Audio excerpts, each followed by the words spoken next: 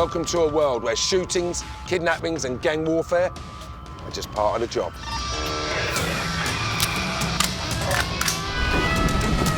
We're going on the journey to meet the real deal. Law enforcers who put their lives on the line every day, patrolling the most dangerous beats on the planet. So buckle up, because we're about to roll with the world's toughest cops.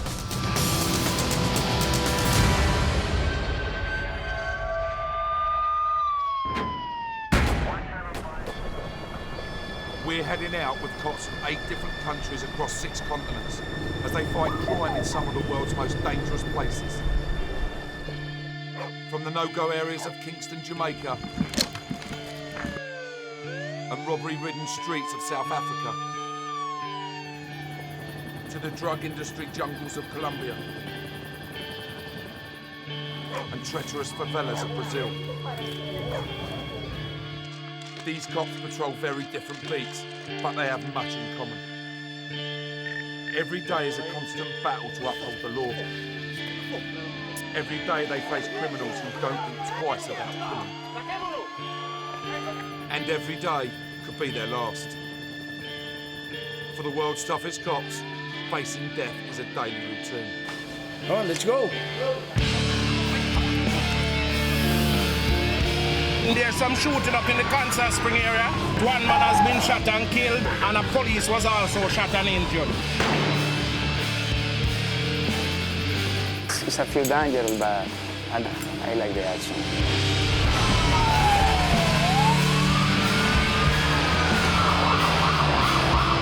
Seneca.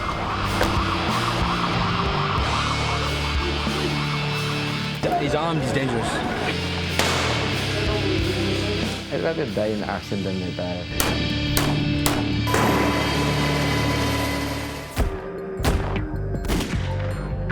In South Africa, there are 50 murders every day. And every 3 days, a cop is killed. Shootouts, muggings, rape and arson are the order of the day.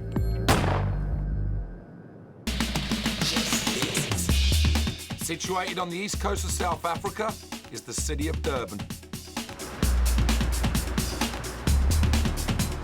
The busiest port in the continent. It has a population of nearly 3.5 million people. Its sandy beaches and subtropical climate have made it a popular tourist destination. But like everywhere in South Africa, Durban has its problems with crime. From armed robbery and gun violence to ATM bombings and carjackings, it has it all. It's Friday evening in central Durban. Detective Dina Govender of the Organised Crime Unit knows it will be a busy night for the cops. Today is Friday. Normally Durban Central area are extremely busy and expected lots of crime should be committed, as some guys will be under the influence of alcohol and committing crimes, from petty crimes to serious crimes.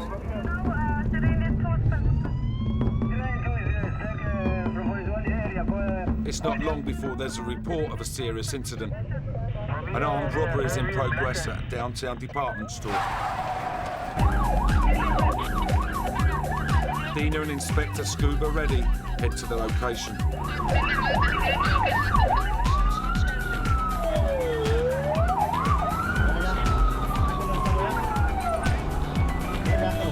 They are looking for 4 suspects, 2 of whom are armed.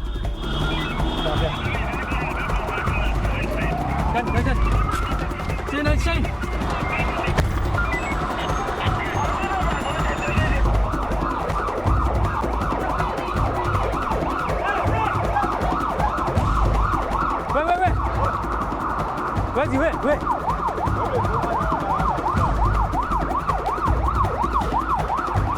He's here inside. We can see him, he's on there. Come in!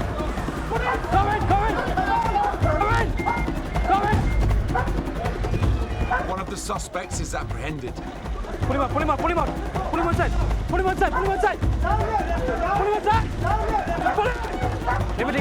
Take him out.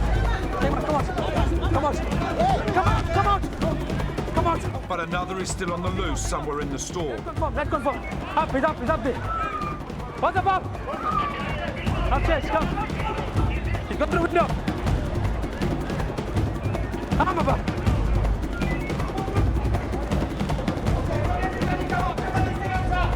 Someone said drop, yeah. He jumped through the window.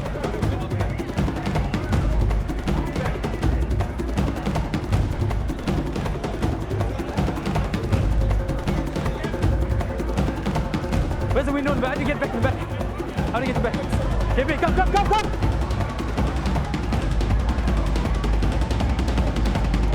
What's happening here is there's 2 suspects arrested so far. One of the firearm, the full-arm robbery.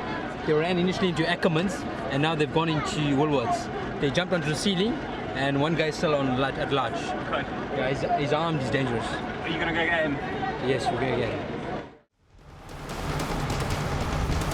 We're rolling with some of the toughest cops in the world. Guys who put their lives on the line every day of the week, every week of the year.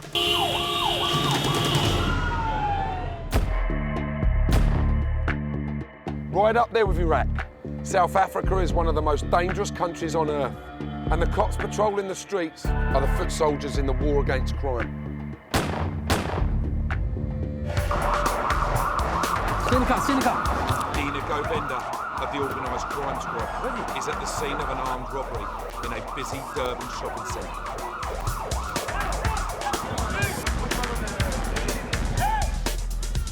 One of the robbers has been arrested, but another is still at large trying to evade the cops.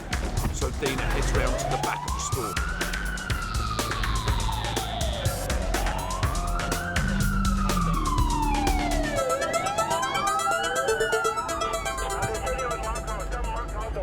We're just trying to see exactly where they're going to come out from.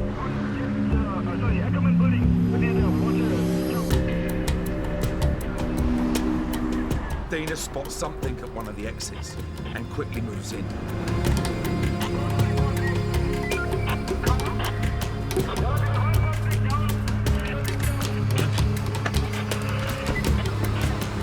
We're just waiting in the car, Alex. Alex, dangerous.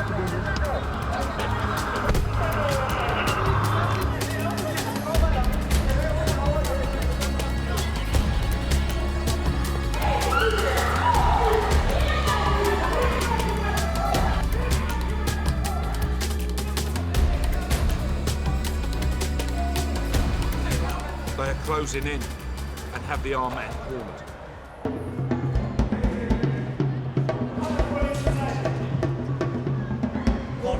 Police! It's too dangerous for the crew to get any closer.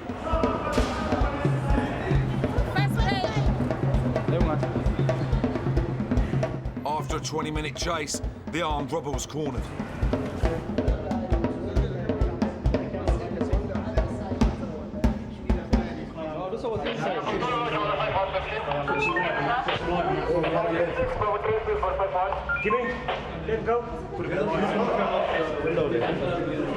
The guy shot himself.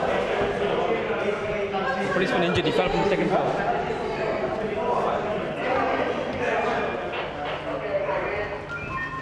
The guy ran down and he went to the corner and he shot himself dead. He saw his gun found there. From Africa, we're heading north to Europe. In the south of the continent lies Kosovo, a region whose instability allowed organised crime to flourish.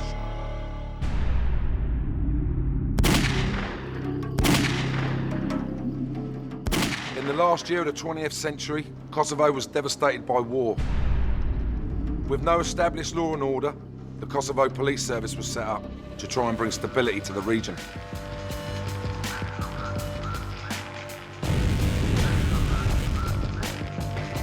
After the Balkan War tore through the region at the end of the 1990s, the criminal underworld moved in.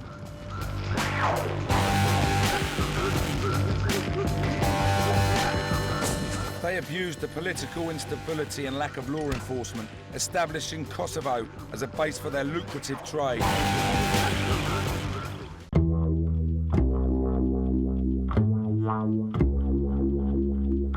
But the Kosovo Police Service, the KPS, is fighting back.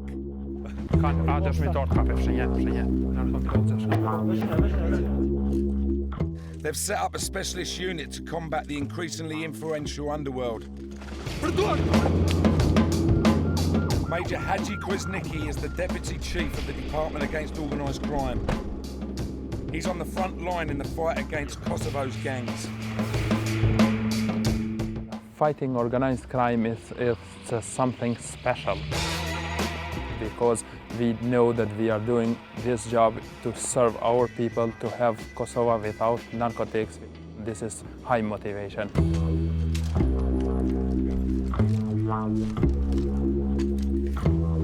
Today, Hadji is masterminding a raid on a large crime gang who he suspects are about to engage in a huge heroin deal.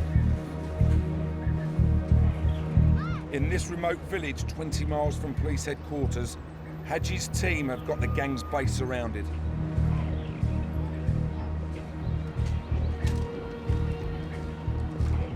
It's time to go in and the raid is on.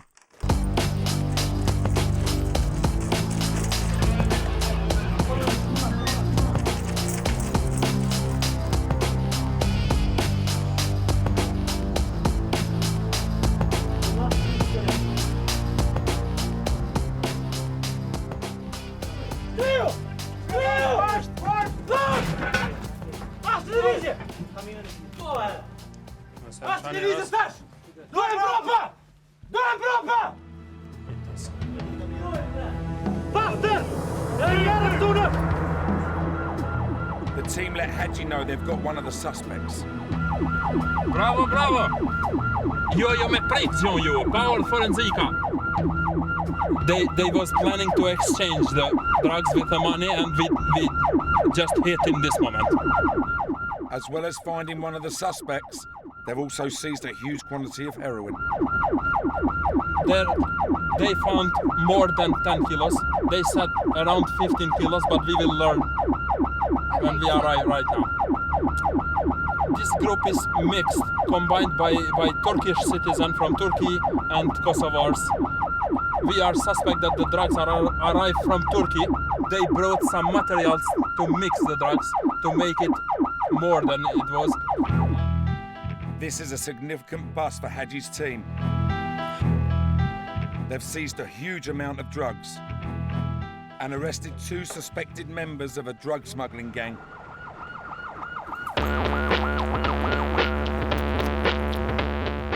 He is soon on the scene to take control. All drugs is here, but the investigators are doing a search in this house. More drugs? For more drugs and weapons. But it seems that the day's work is not quite over. One of the gang is hiding on the roof.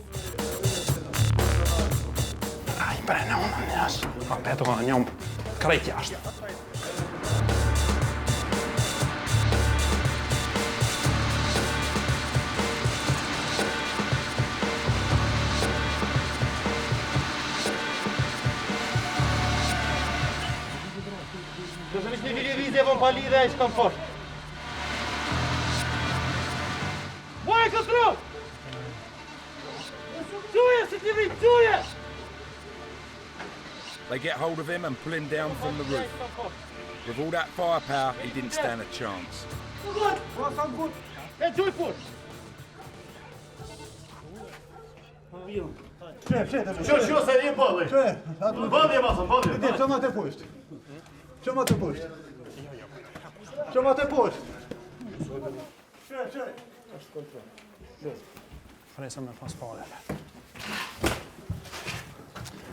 Stenen niillä on mapuus, sit on tamoren hetustak.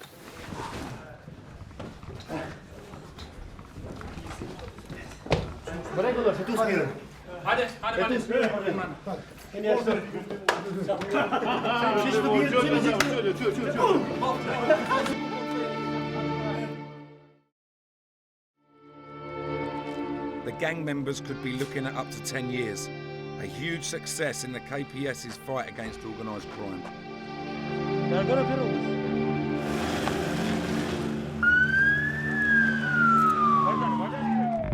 Our journey following the world's toughest cops continues in Colombia, the second largest country in South America. For the cops in Colombia, fighting against a billion-dollar drug industry means embarking on dangerous missions deep into enemy territory.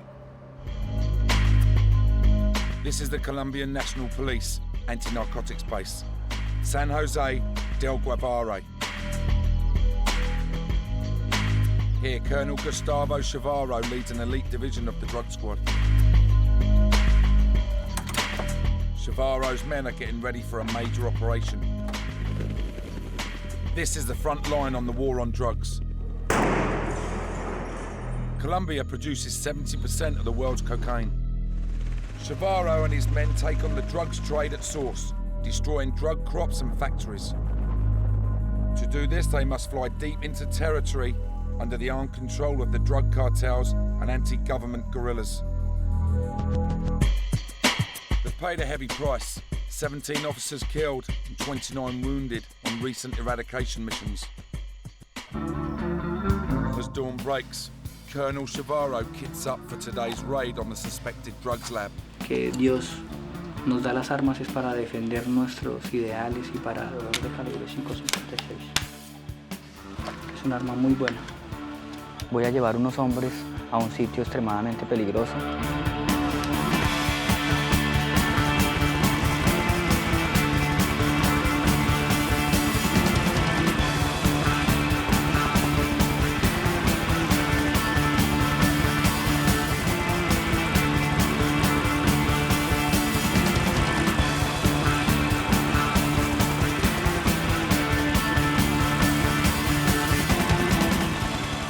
After 40 minutes in the air, the unit enters lands under the armed control of narco-terrorists.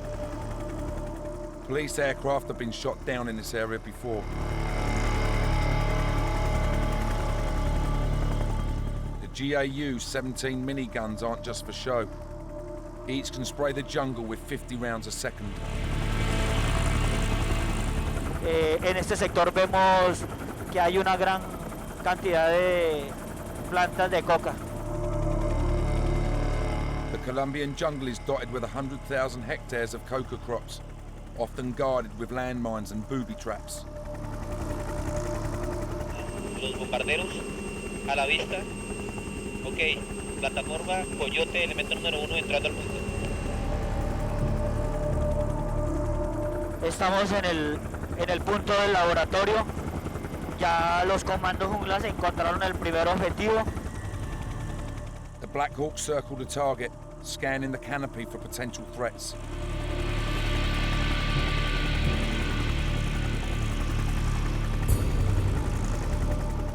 The lead helicopter moves into position. La aeronave, los pilotos están haciendo todo lo posible para poder aterrizar, ya que los árboles son demasiado altos, impiden que el aterrizaje sea positivo. After circling for 5 minutes, Chavarro gives the go-ahead. Ok, detrás de caliente, disparen.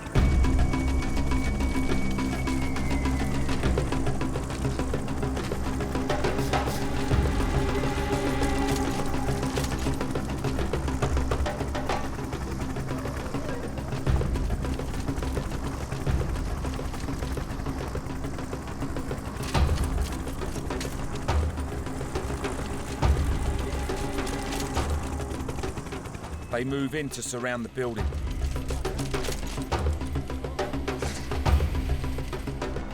Por aquí ya hay alguien, pero ¿será que hay alguna trampa o qué?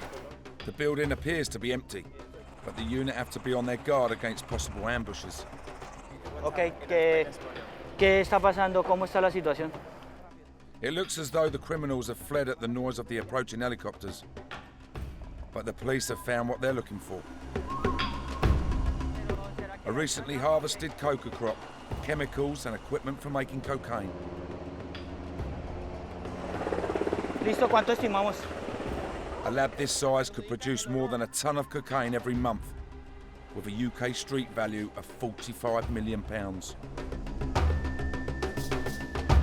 With the possibility that the drug producers are still nearby, the cops are vulnerable to attack from the surrounding jungle. They have to work quickly. Vamos a colocar las cargas explosivas para hacer la destrucción están tomando fotografías y están haciendo el embalaje de la parte judicial para hacerlo lo más rápido posible. ¿Cuánto tiempo tenemos? 15 minutos máximo. Máximo 15 minutos, 10 minutos.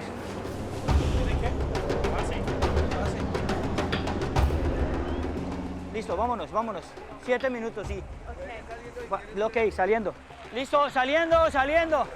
With the explosives set, the men start to move out. Saliendo, saliendo, saliendo.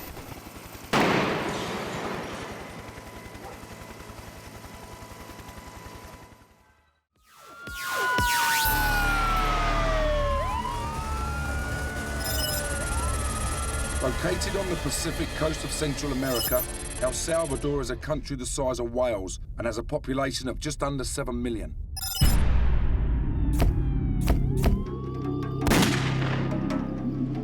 Gang conflict in El Salvador means the cops often find themselves patrolling areas where violence is rife. Here in El Salvador, the two biggest gangs are at war. Mara Salvatrucha, or MS, and 18th Street. Every month, 1,000 gang members are deported back to El Salvador from the United States.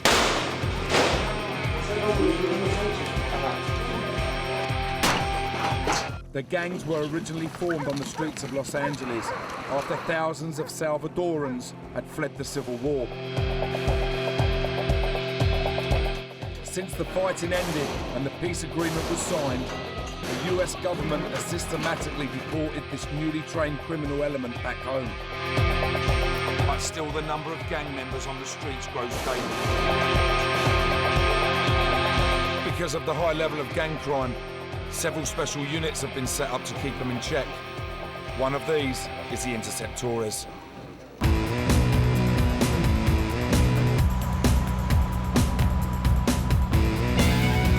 The leader of this 9-man team is Captain Humberto Flores Aragon, an experienced war veteran. He has been in the force for 16 years. Born and raised in the gang-ravaged colonias, El Salvador's ghettos, he knows these streets better than most. Relevante hoy este día. Algo de acción. Me gusta la acción. A mí me gusta bastante la acción.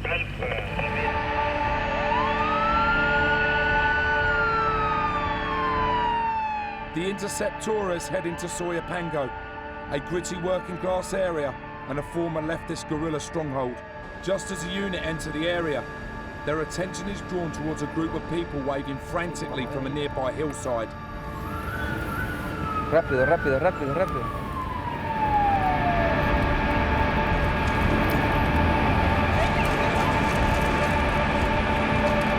They are first on the scene for a daylight double murder.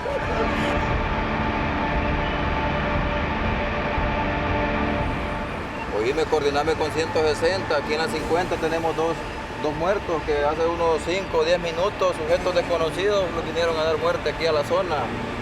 2 factory workers have been gunned down while eating in a roadside cafe. Having arrived minutes after, Humberto knows the gang members who committed the crime could still be nearby. Being the only unit on the scene, they can't leave until the crime scene investigators arrive. So Humberto tries to find out exactly what happened from the many witnesses. Aquí está más claro que los pandilleros de la MS les han venido a dar muerte, porque aquí esta colonia es dominada por las pandillas de la MS.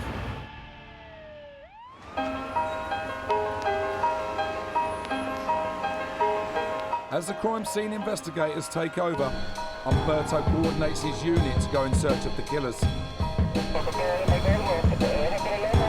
Esta zona es colorada con las pandillas MS. Si llegamos más antes, los logramos agarrar. Pero lástima que ya estaban ahí palmados. Pues supuestamente el móvil creo que debe haber sido el robo, la muerte de ellos.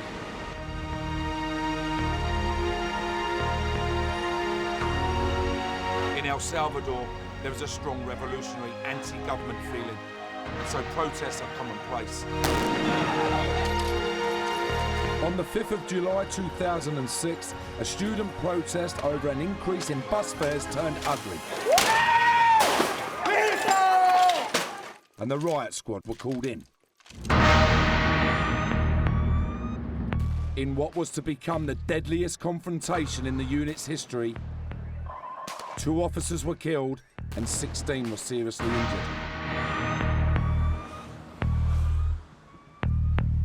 Jimmy Cisneros was part of the 3rd platoon deployed to restore order, and he was one of the officers who was hurt. On the morning of the riot, the UMO squad pressed forward, firing tear gas and rubber bullets, trying to disperse the crowd.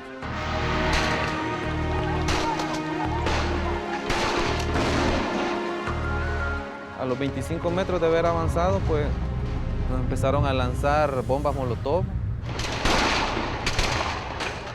piedras, bombas de humo. Luego que ya nos habíamos quedado sin ver nada, pues de repente empezamos a sentir que nos disparaban.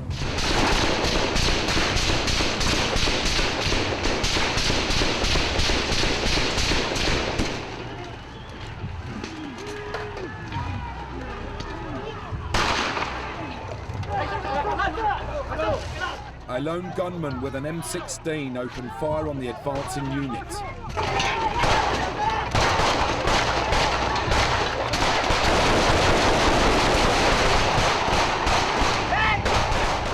Jimmy was at the front and was shot once in the knee and again in the arm. El momento de los impactos de bala, pues uno se siente bien, se siente nervioso, se siente uno que se le va la vida y uno solo piensa en la familia.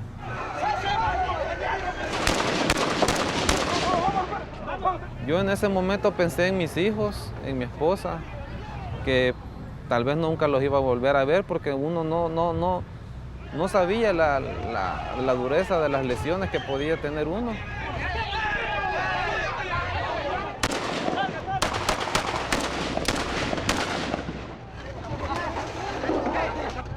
Two officers were killed instantly, one with a bullet to the head and one straight through the heart. Jimmy was between them. Yo vi a los dos compañeros, al compañero Rubí, lo vi a mi izquierda, porque al momento que yo sentí el disparo en la rodilla, yo me fui al suelo y caí en el hombro de él. Él ya estaba en el suelo. Cuando yo lo vuelvo a ver, él ya estaba inmóvil, ya estaba con la mirada bien perdida. Pero yo no me podía mover y cuando vuelvo a ver a mi derecha estaba el compañero Navarrete también. Él sí, yo supuse que estaba muerto en el momento porque tenía un disparo en la cabeza.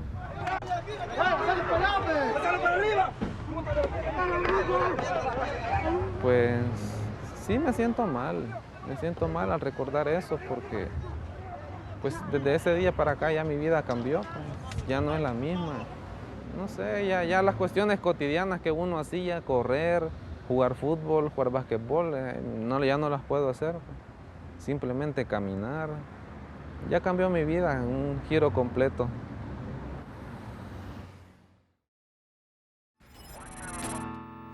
Papua New Guinea, or PNG, is located in the southwestern Pacific Ocean, just to the north of Australia.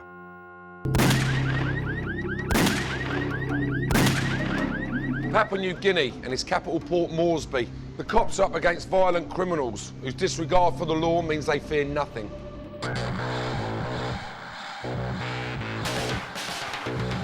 On the 23rd of December 1999, an audacious robbery signalled the start of a new crime wave in PNG. 4 armed criminals, dressed as army officers, hijacked a helicopter and attempted to rob a bank in what became known as the Millennium Robbery. Sergeant David Terry was one of the first police officers called to the scene. What happened was they flew all the way to town and landed the chopper right on top of the bank, right behind me. After landing the chopper, the gunmen entered the bank through the top. And they wanted to rob the bank. They wanted to open the vaults. But faced with armed resistance from the bank's security guards, the gang fled empty-handed and tried to escape in the helicopter. All the people in town looking at the chopper on the top of the building it was very dramatic. There was a policeman who was on duty at the town police station. He ran in front of the building, took out his shotgun, and shot at the helicopter as the chopper was trying to lift off from the building.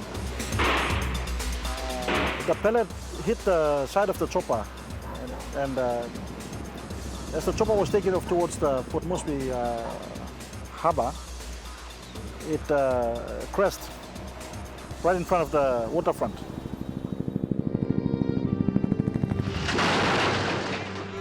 This is the scene where the helicopter came down, here. Despite crashing 80 feet to the ground, the gang survived and were determined to get away. The occupants scrambled out and they started shooting at the police. So there was a gunfight going on here. The innocent pilot was trapped in the crossfire. The pilot was saved. The pilot was taken to safety by members of the police who were at the front of the harbour. With all bystanders out the way, the battle intensified. The boys, they stood their ground and they shot three on the spot. 3 of the gang members died immediately, while the 4th was caught by the police, having been injured in the shootout. You were lucky, mate. One of them was shot and captured, but because the boys were using very high-powered weapons, you know, he sustained a lot of injuries, and as he was taken to the hospital, he succumbed to his injuries and died. Had you ever seen anything like it before? No, not in my history with the police force.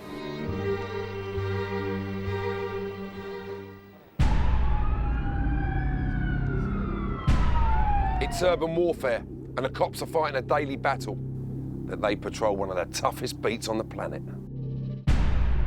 A place that witnesses almost 100 murders a week. This is Brazil. This is Sao Paulo. Brazil is the largest country in Latin America. Its biggest city, Sao Paulo, lies 50 miles from the coast in the southwest of the country. Tackling crime in such a heaving cauldron of people needs more than just a regular police force. At GOI, the Special Operations Group, they are always preparing for the worst.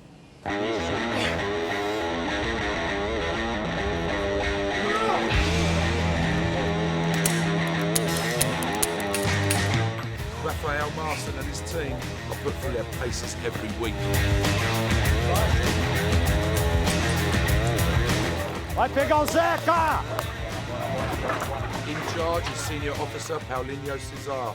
Bora, bora, é o último! Sim, nós rezamos aqui. Nós pedimos a Santa Maria Mãe de Deus que nos perdoe pelas pessoas que nós vamos matar.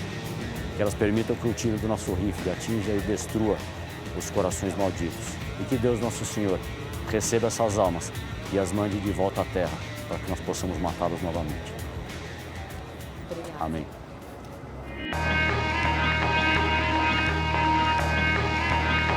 Tonight they are preparing to make an insursion into one of the city's slums. The favelas are often unpoliceable or simply off limits to the cops.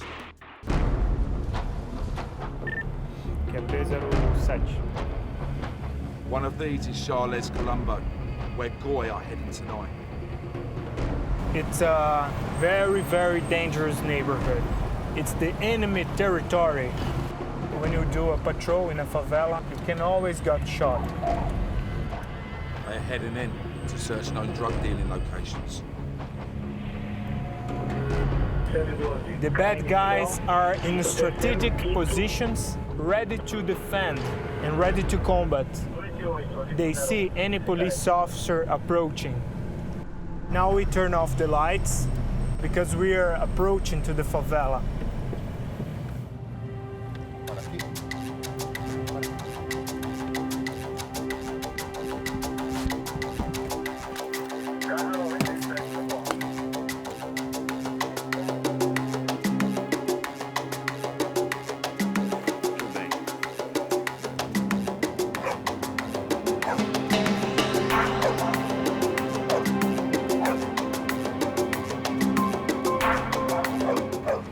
it's looking a little quiet.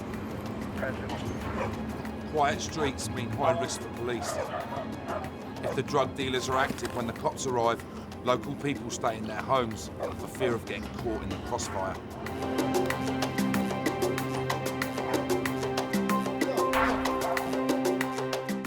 The team are looking for known drug dealing locations, but the ever-changing maze of unfamiliar alleys make patrolling favelas difficult and dangerous. Muda quase que diariamente. O corredor que está aqui hoje, amanhã não vai estar mais. E o corredor que hoje tem, amanhã não tem saída. Round the next corner, Paulinho thinks he's spotted something. Limpo. Essas escadas posicionadas assim, que não dão em lugar nenhum, são as escadas da fuga do tráfico. É sinal que o pessoal do tráfico fica por aqui. They proceed with caution. Limpou comigo. Limpou. Vai. Limpou, vai.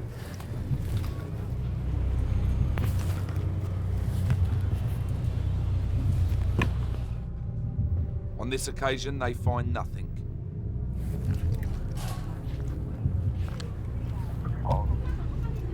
It's not safe for the cops to stay in the favela for too long, so they fall back to the patrol cars. Vem!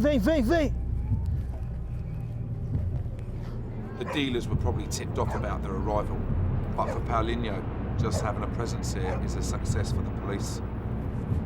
É importante que a gente mantenha a presença constante nessas favelas de maior risco.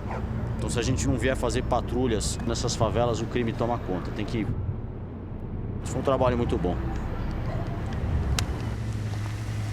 Here in Sao Paulo, the cops are all going home in one piece. But on the streets of Kingston, Jamaica, a policeman has been gunned down.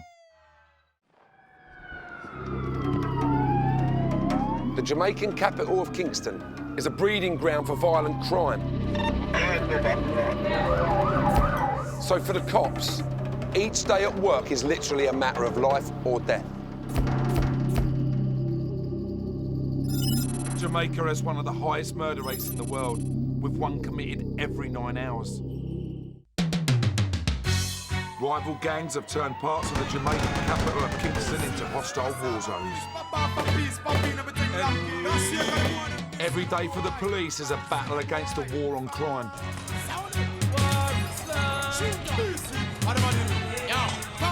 A war that shows little sign of ending. And leading this fight is the Flying Squad, the Jamaican police's elite unit.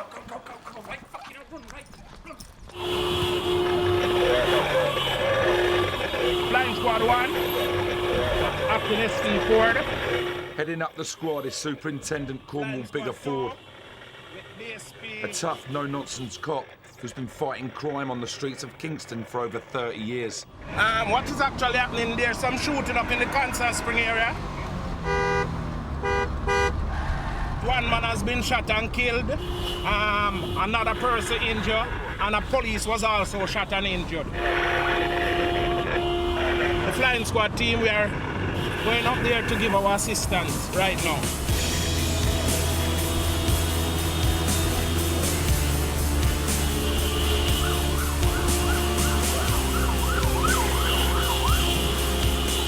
As you see, it's quite dangerous, you know. Very, very dangerous under.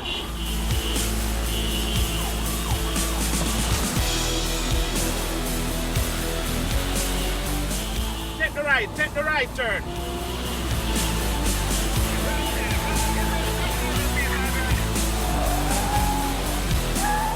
With the shootout still taking place and the cops still under fire, they are racing to get over to the other side of town in the middle of rush hour traffic.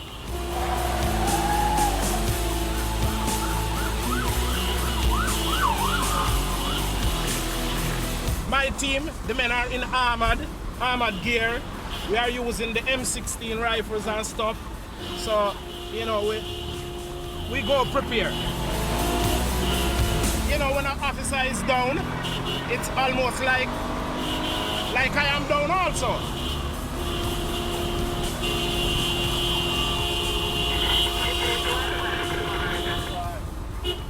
Control Flying Squad 1.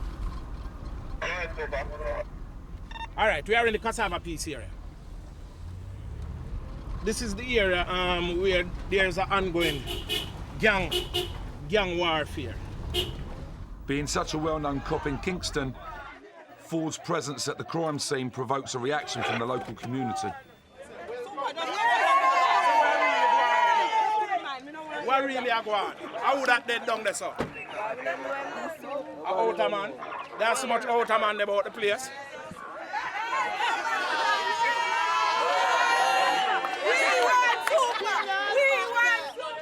Place mashed up. Only him can cool it, only him can bring it back. He bigger for the hero everywhere him go. Him know if he deal with the citizens the right way. Him know everybody, him know the right and the wrong. Ford needs to find out exactly what has happened.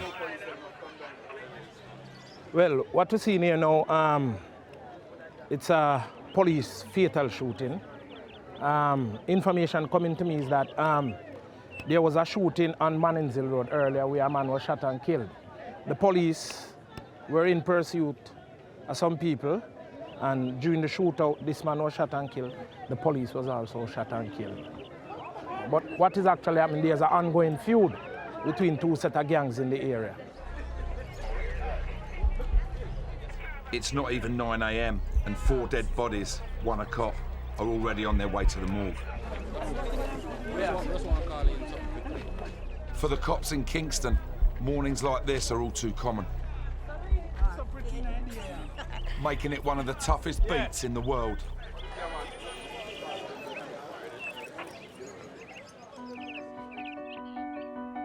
But wherever they are, the most important thing for a cop is being able to live to fight another day.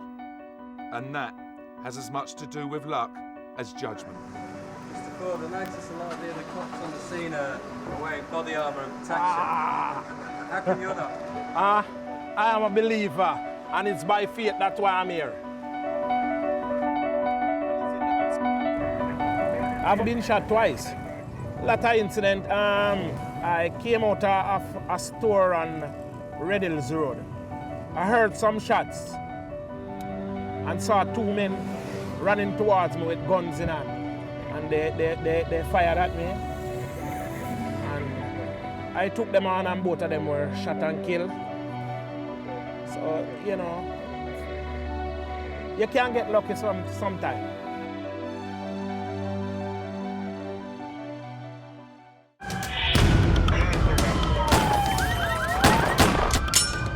Welcome to a world where shootings, kidnappings and gang warfare are just part of the job.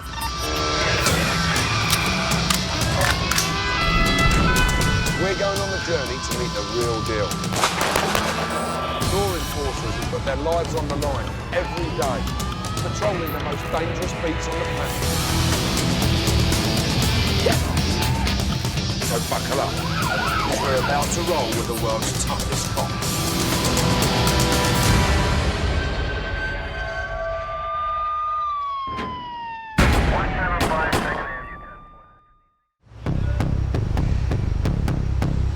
Murder, political unrest, armed robbery, drugs and terrorism. Just part of everyday life in the Philippines.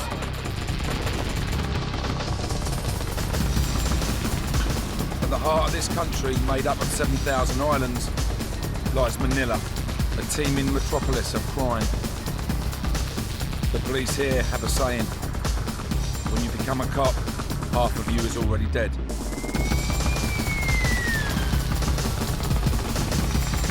I'd rather die in action than retire. Ayan, tatlo. Ayan, baba.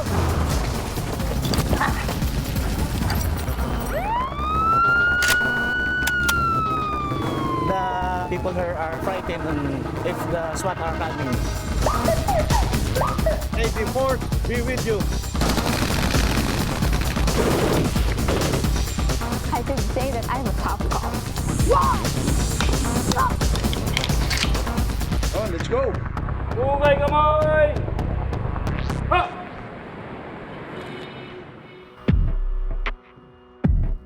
Located in Southeast Asia, the Philippines has a population of 90 million people. 1.6 million of them live in the capital city of Manila. A heaving mass of people, commerce, poverty and crime. In the midst of the madness lies Tondo, one of the most densely populated districts in the world, with over 500,000 people living in an area of just over 9 square kilometres. And in the first 5 months of 2008, there have already been 15 murders here.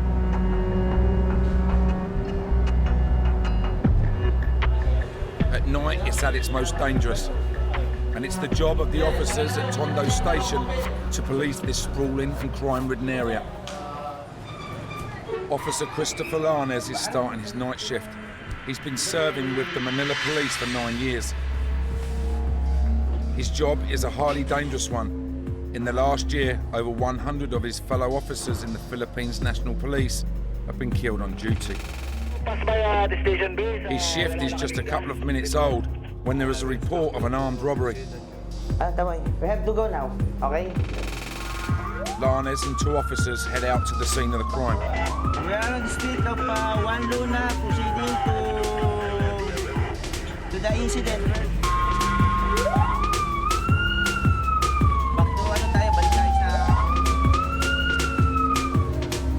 It's not long before they encounter their second biggest problem after crime, traffic. Manila's streets are gridlocked. Back to balik tayo sa parola. Abante niya, abante, abante! Saan ba yung hold upan dito? Sino may nakakuha na bang pulis? May inaano ba? Lanes gets out on foot to look for the robbers. Meron pa ba doon sa kabila? Sa kabila pa ba? Ang ano po? Yung hold upan? Kanina lang pong maaga-aga. But they seem to have slipped into the chaos. Lanes continues his patrol, heading into the Parola, a slum area called Isla Puting Bato, one of the most dangerous parts of the city. Especially for the police.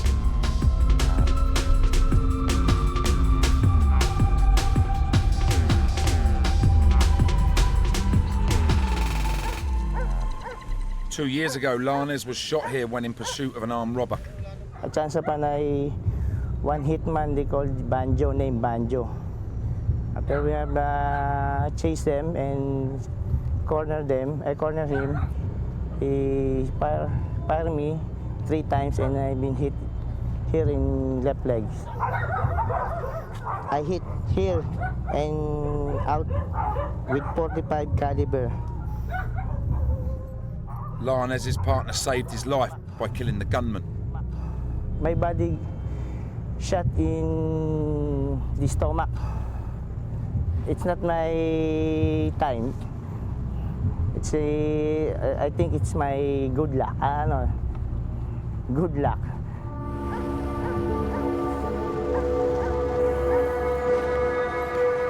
Tonight it's just a routine patrol, but in this part of Manila, it's best to expect the unexpected.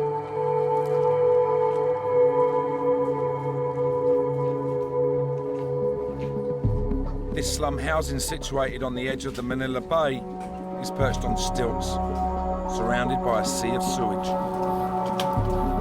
It's home to 6,000 families of squatters and is a haven for drug dealers and users.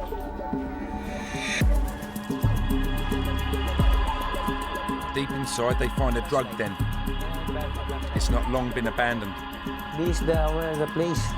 Sometimes they use the drug paraphernalia. Whoever was here was able to see the cops coming. There's a mirror. They can see us. So if they were coming, they jump the water. Here, they jump here in the sea, then swim under the houses. They have escaped through what is effectively an open sewer. Not quite a clean getaway.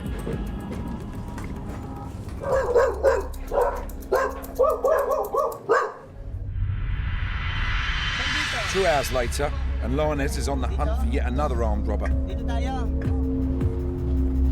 Robbery and theft account for 40% of the crimes committed in the Philippines. A couple have been mugged by 3 men at knife point. Lioness is taking them with him so that they can identify the perpetrators. We're going to Pier 2 where the victims is being hold up. 3 persons having a knife. Doon. Ikana mo. Suddenly, he spots 3 suspects who fit the description. Ayan, tatlo. Ayan, baba. The chase is on.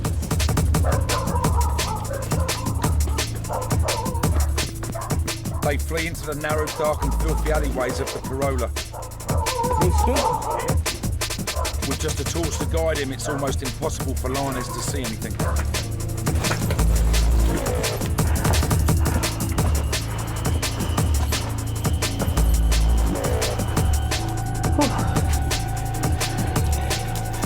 Deep inside the Parola, in the pitch black, Lioness's partner catches up with one of the suspects.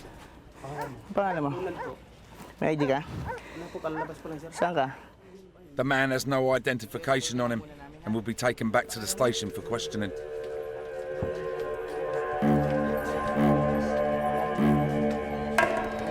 I don't think twice. If people need help with us, we go and take response for any kind of incident. I take risks. It's our part of our job, taking risks to count bad elements, bad criminals. This suspect has come quietly, but when criminals use force, Lioness is prepared to fight fire with fire. I'm happy when these people, bad criminals, been dead here. Very happy to eliminate those bad criminals. Because in Manila, all too often the cops have to make the ultimate sacrifice. We're with the toughest cops in Manila, the capital of the Philippines, where violent crime is spiralling out of control. This vast metropolis is embroiled in a deadly conflict.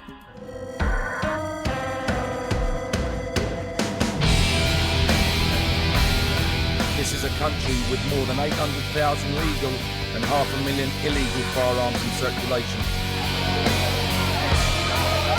Budget handguns can be bought for as little as $15 US.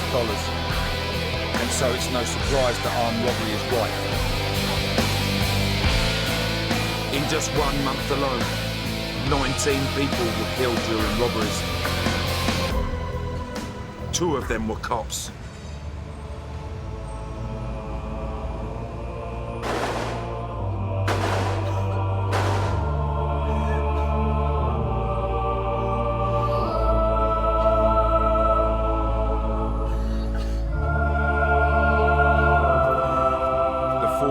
Together to bury their 2 dead colleagues.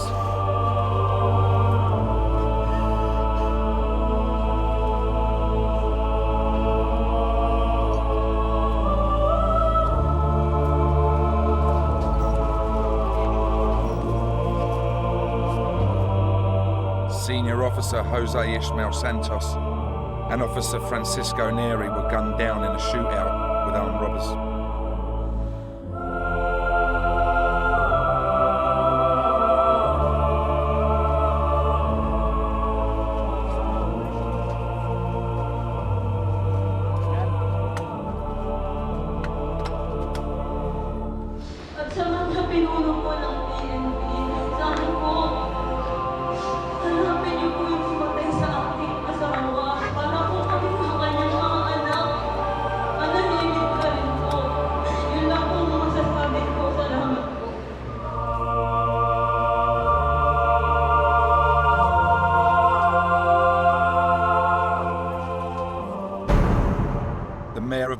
has given the force a clear instruction.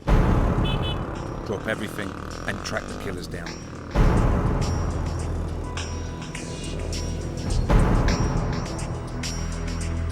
Detective Stephen Cosimiro of the Homicide Department has been assigned to the case.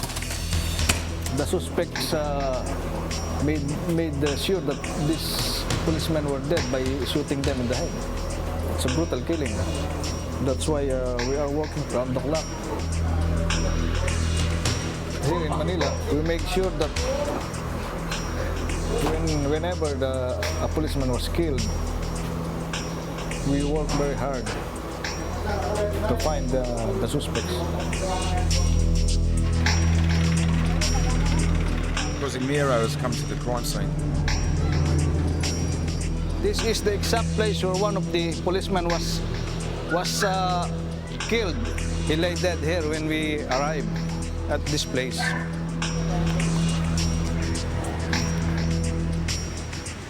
On a crowded street in broad daylight, a lawyer carrying £10,000 was shot and stabbed repeatedly in his car by the gunman. The two officers heard the shots and went straight to the scene, where a truck was parked in the street. The suspects were in front of the truck, and the policemen were at the back of the truck. And this is the place where engage each other with their gunfire. The two officers died from multiple wounds. Cosimiro is looking for witnesses to the triple murder. A lot of people see this thing happen. The problem he faces is that people are scared to talk. Ito yung mga litrato. Yung mga bago tayong litrato. Sometimes we have some difficulty of convincing these people to give information. Ito. They fear for the suspect. So we have to talk to them cautiously so that we can convince them. No guns, no chases, just questions, but no answers. This is one of the toughest jobs a cop can face.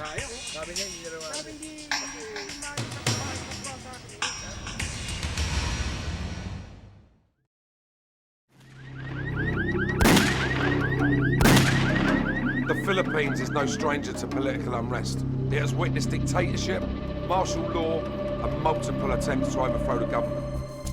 Since the government of infamous dictator Ferdinand Marcos was overthrown by the People Power Revolution in 1986, there have been around a dozen uprisings or coup attempts.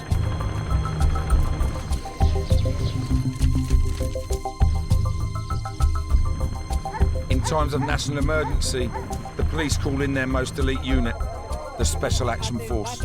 May the force be with you.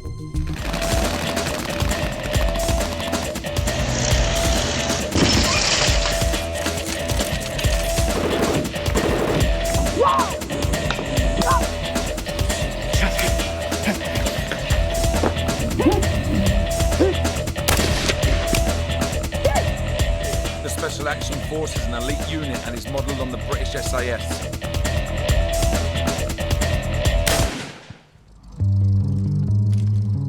They were called into action in November 2007 when a group of renegade Philippine soldiers attempted to overthrow the government. They were already on trial for a previous mutiny 4 years earlier, but broke out of court.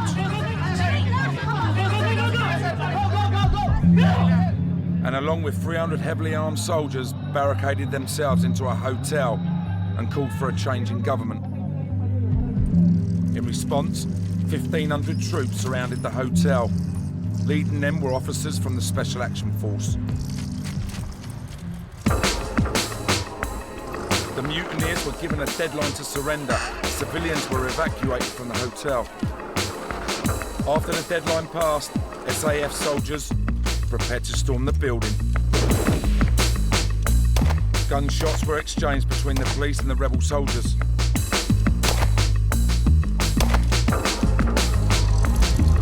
Then an armoured personnel carrier was brought in, which first fired on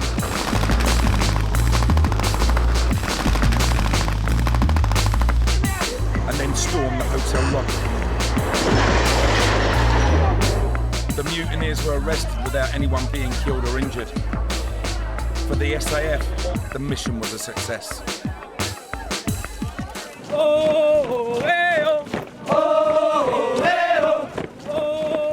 Today, the latest batch of recruits are undergoing the commando course. Part of the training is called Hell Week, which does exactly what it says on the tin, including 2 30-kilometre runs a day in full kit.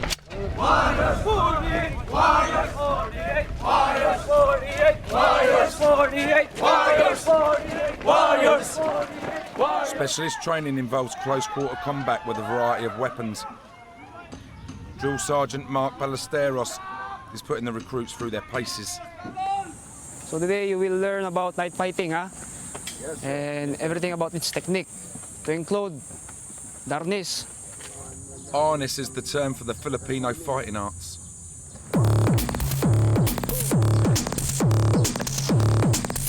Next is jumping attack.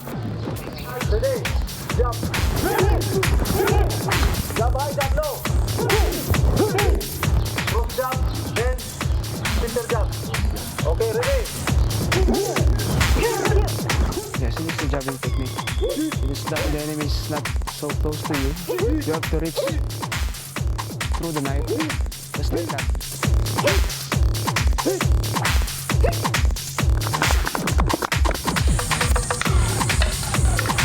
As well as knife fighting techniques, the commandos learn how to use more traditional weapons. They are taught the ancient martial art of stick fighting.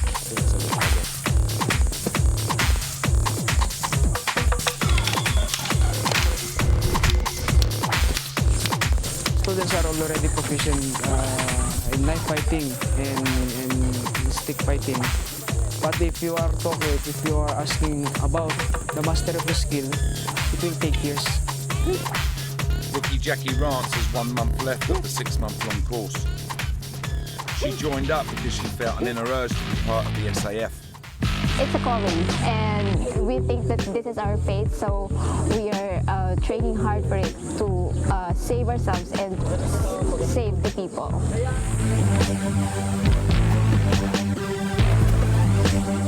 It's really fulfilling on my part because belonging in a man's world.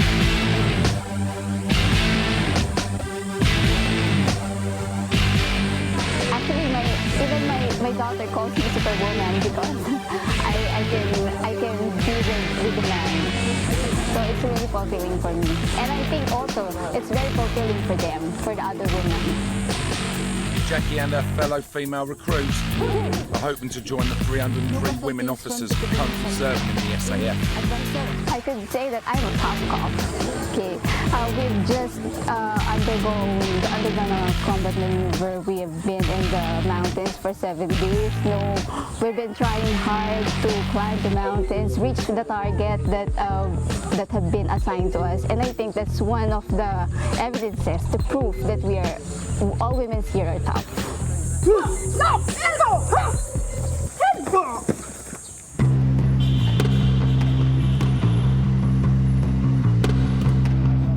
Back at Homicide, Detective Cosimero and his team have received a tip-off.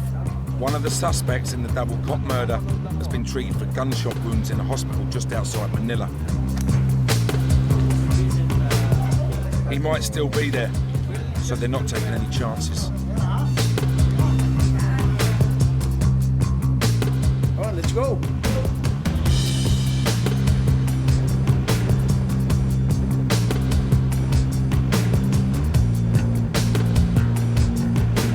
He should be vigilant and careful when we are approaching the vicinity of the reported clinic, since the reported suspect might have been confined in that clinic, and his companion may be also there.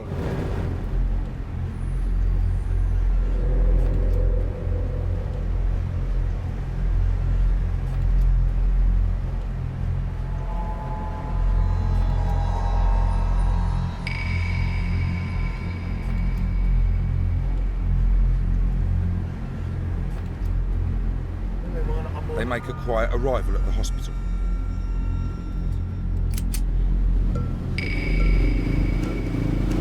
Yung kung may dinala rito nung May 12. May 12. Shooting. May 12. Okay, basa mo nga kung meron dumating ditong nabaril sa hita.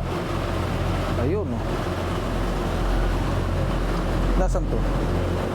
Puta, alas 12, pare. Oo, positive to, pare. The man thereafter definitely checked in. But is he still there? The hospital manager delivers the news that they don't want to hear. He's no longer there.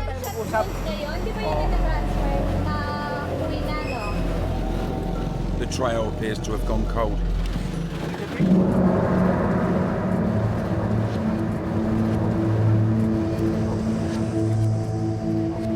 He was treated there in that hospital, and after several hours he was discharged against the advice of the doctor.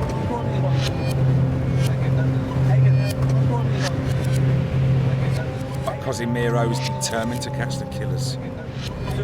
I like to meet them. What would you say to them when you meet them?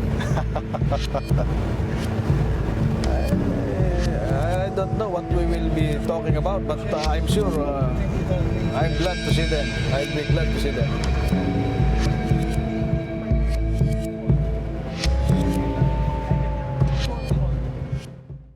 The cops in Manila are facing a huge challenge. Not only are they fighting kidnapping and drug trafficking, but the threat of terrorism hangs heavy.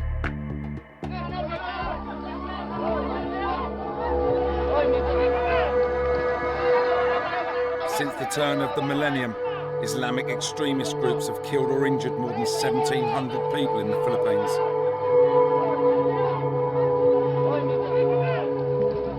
Separatist groups, including Abu Sayyaf, are demanding a separate Islamic state, independent of the mostly Catholic Philippines. In 2004, Abu Sayyaf was responsible for the bombing of a passenger ferry in which 113 people were killed. Because the government of the Philippines has close links with the West, this has made it a target for anti-American aggression from these groups, which are linked to Al-Qaeda. Go! Putang ina.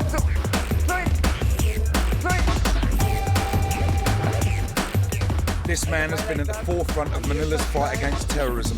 All you need is kick it. Like that. Okay? Jojo de la Cruz is part of the SWAT team. He's a man who lives for the job, but is not afraid to die doing it. I'd rather die in action than retire. I never wanted to retire. I'd rather be dead in that first burst of fire. I would be very happy and very proud to be there lying than retiring without doing anything for my career being a SWAT personnel. SWAT were involved in a bloody battle with Islamic terrorists at Camp Bayjon Jail in March 2005. Militant prisoners snatched weapons from guards, killing 3 of them in an attempt to escape. After a day-long siege, the police stormed the prison. 22 prisoners and 1 policeman were killed during the operation. You use this one and this one. In 2003, Jojo was part of a special task force. It was put together to catch the Philippines' most wanted terrorist. Indonesian Fatur Algozi had been responsible for one of the worst terror atrocities Manila had ever witnessed. In December 2000, 5 near simultaneous bomb attacks hit the city. 22 people were killed and 120 were injured. He was arrested in January 2002 and confessed to planning the bombings. But the following July, he escaped from prison and fled to the south of the country. We were ordered by the president to hunt him down. Jojo and 3 fellow operatives spent 2 months chasing shadows. Unbelievable, like looking for a needle in a haystack. Then, with the help of an informant, they were able to find their target. eventually we were able to get Algosi. He was training young farmers in the south. They provided the informant with a car, which was given to Algosi. Now Jojo almost had his man. I installed a tracking device underneath. So we were monitoring that vehicle from the first day we give it to him to the last. On the 12th of October 2003, Jojo's team were informed that Algosi was on the move. He was attempting to leave the Philippines. The team went to intercept his vehicle and flagged it down. The driver ignored the signal and a chase ensued. Jojo and his men blocked the vehicle and were met with 2 gun bursts. They returned fire. He was given a burst of shot in the fatal mass of his body. When we saw him trying to get a hand grenade from his pocket. It was a clear encounter with Algosi, who was trying to evade arrest and at the same time trying to inflict damage or casualties to our ranks.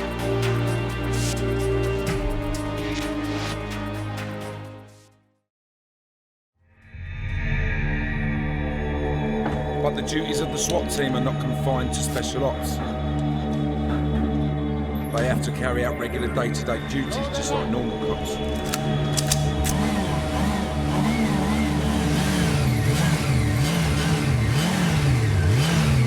The motorcycle unit are a highly visible presence on the streets of Manila.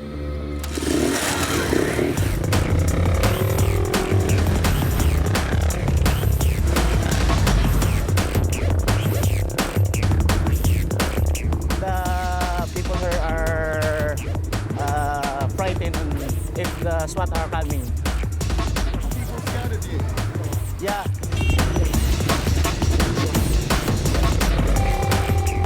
Erwin Unai is one of the cops who regularly patrols Manila on his bike. Since I was young, I always been to become a policeman.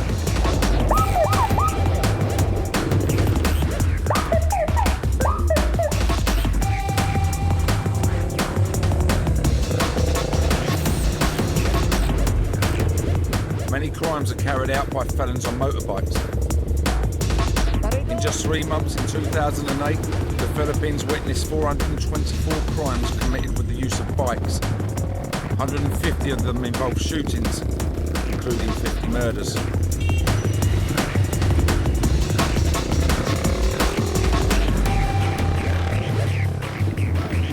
With only 10% of these two-wheeled incidents being solved, they need to be proactive and not reactive. We are conducting a choke point here. We are looking for guns like 9mm, 45, or bladed weapons.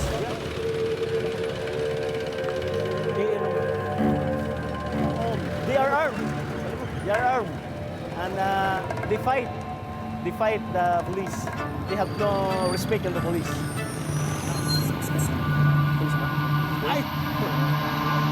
I'm afraid of being shot, but to perform my duty, that's one of the riskiest thing in our job as a SWAT team.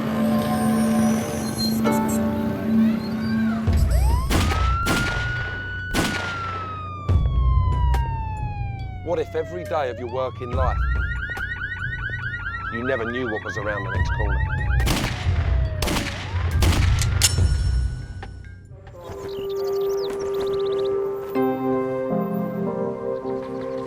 Senior SWAT member Jojo De La Cruz knows all too well about the risks of being a cop. When he was 7 years old, an event took place that would change his life forever. He witnessed his father, who was a criminal, take revenge on a police officer who had beaten him up.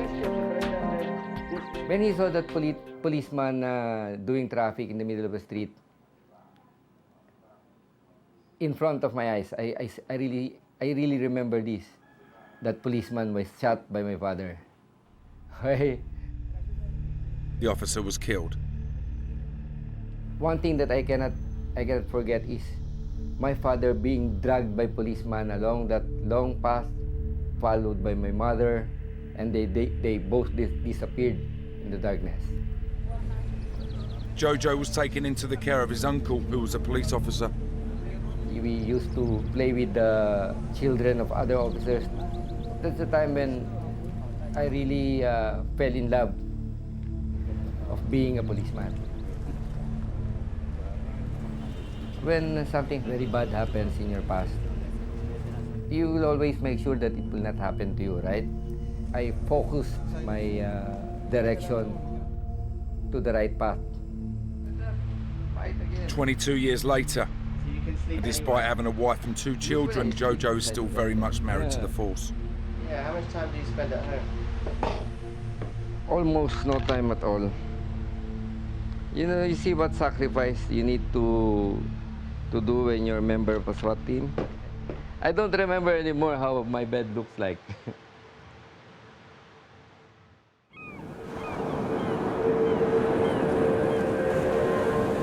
With over 36,000 kilometers of coastline, the Philippines is a paradise for smugglers.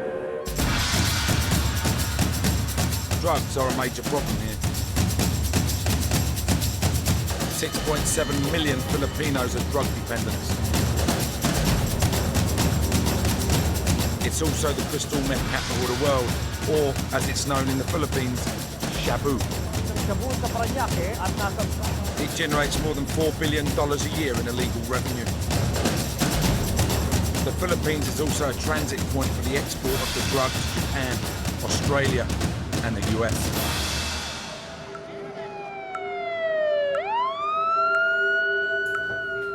Superintendent Mariano is part of Manila's drug squad. He and his team are about to conduct a sting operation on suspected Shabu dealers in the Pedican district in the southwest of the city, an area notorious for drug dealing.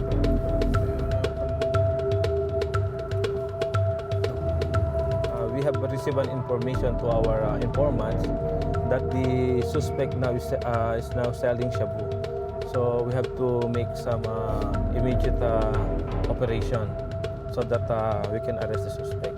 Because maybe after 1 hour, his stuff will be gone.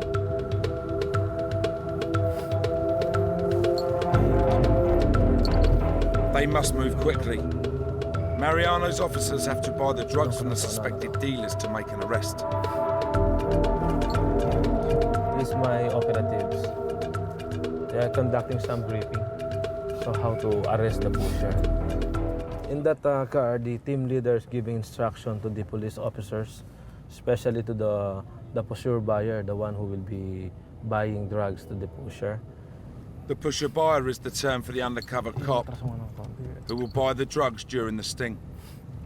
When the pre-arranged signal of the pusher buyer, immediately all of the operatives will gather to assist the pusher buyer in arresting the drug pusher. The operation is a dangerous one for the officers involved. We have received a report that there's some drug pushers carrying firearms. Now all Mariano can do is sit and wait for the call.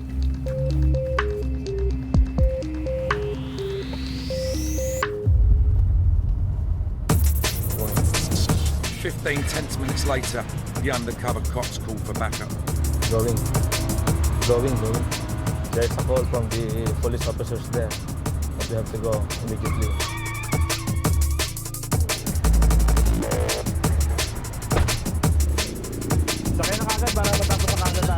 The sting has been a success. 2 pushers have been arrested for dealing Shabu.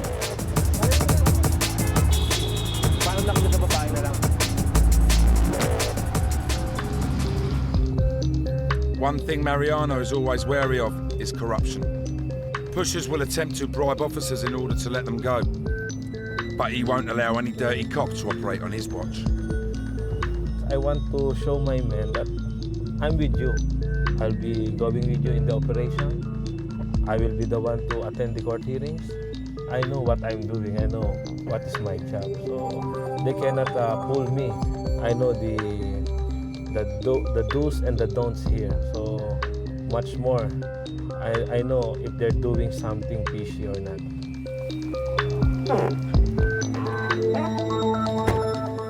Philippines, the punishment for drug dealing is draconian. No matter what amount a pusher is found with, the sentence will be the same. They face the prospect of 15 years to life imprisonment. It's a heavy price to pay. Prison in the Philippines is hard. In some cases, prison cells designed for 20 inmates house 200. And over the next 8 years, the prison population is estimated to increase by 13% a year. In the heart of Southeast Asia is the Philippines. The capital, Manila, is a teeming metropolis of crime.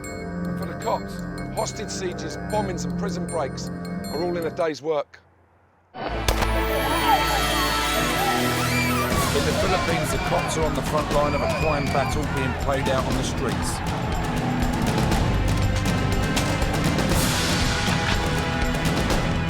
In just 2 months of 2008 alone, 20 officers of the Philippines National Police were killed in the line of duty.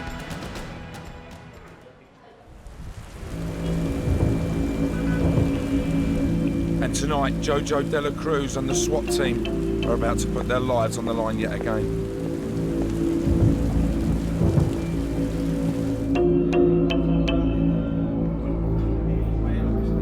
They're preparing for a big operation in Tondo. It's called a saturation drive. They will enter an area where they believe wanted criminals are located. And they will attempt to flush out the felons for whom they have arrest warrants. Some of them are serious criminals wanted for murder. One of the officers heading out on the raid is 31-year-old Joel Kazupanan. As well as his body armour and his M16, he's also armed with his prayer book. Gives me strength and I can feel the presence. I can feel the presence of the Lord whenever I'm down and in crisis. Joel joined the force to help provide for his mother and 2 younger brothers. Since he was a boy, he has been head of the family. My father passed away when I was only 11. So it is my mother who raised us. What do they think of you being a policeman and specifically being in the SWAT team? They're proud of me. They're proud of me. I guess. Having lost her husband, Joel's mother doesn't want to lose her son. She said just always take good care and pray.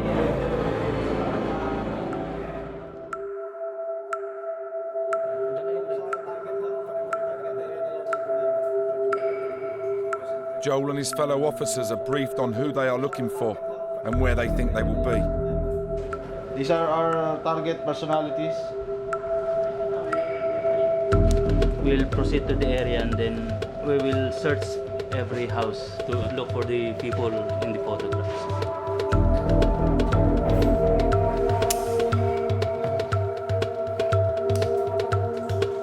The talking and the planning is over.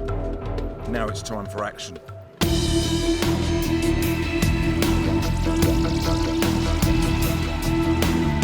Joel knows from past experience on saturation drives that this is a dangerous mission. Times like this, you feel nervous. You don't know what is going to happen there.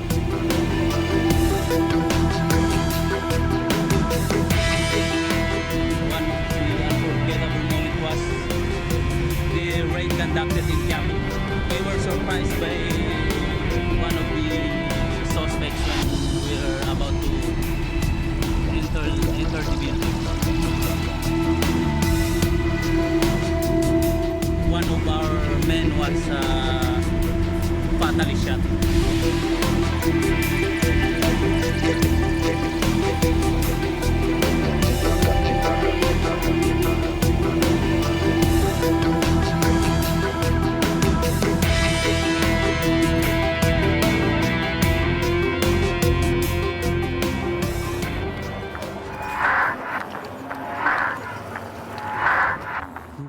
They arrive at the target location and head into the parola on foot.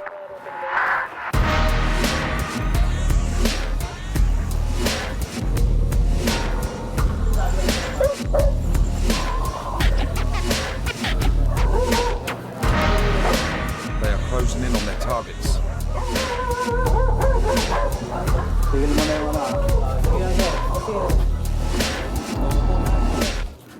of the other SWAT officers who entered the slum from a different entrance have caught up with the suspects. The saturation drivers caught them unawares as they have been casually playing pool. But their game is up.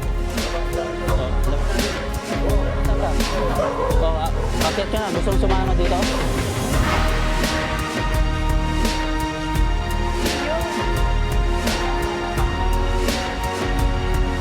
The mission is complete and Joel and his team are all in one piece. He lets his family know that he's safe.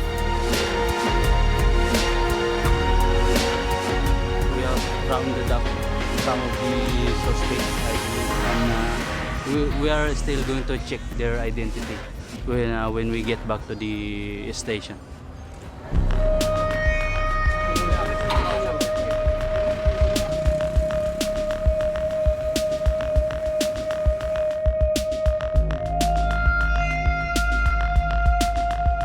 The next morning, Jojo takes some of his little free time to spend with his family.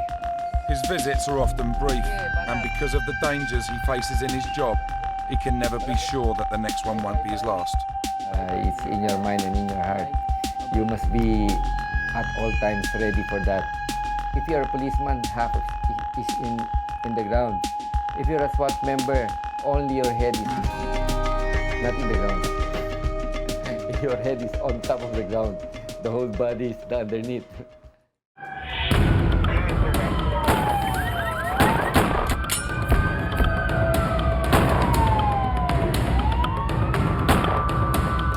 Welcome to a world where shootings, kidnappings and gang warfare are just part of the job.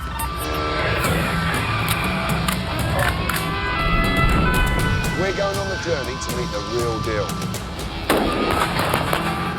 Law enforcers who put their lives on the line every day, patrolling the most dangerous beats on the planet. So buckle up, because we're about to roll with the world's toughest cops.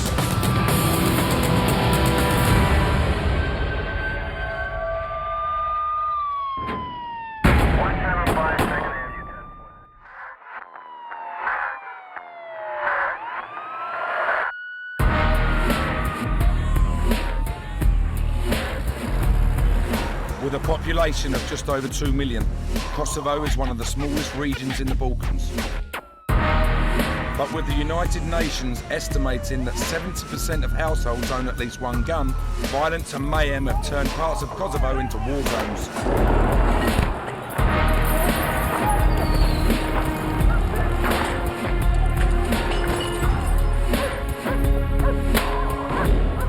This instability has been exploited by criminal gangs who have flooded the country with drugs and guns.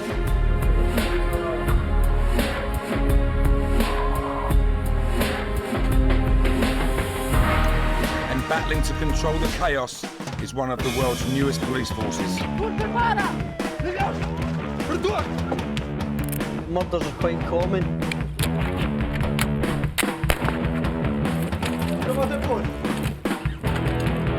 Right now we are looking for anything suspicious. Nevojite të ormaj gjatë sepse është rrezikshmëria nivelit të lartë.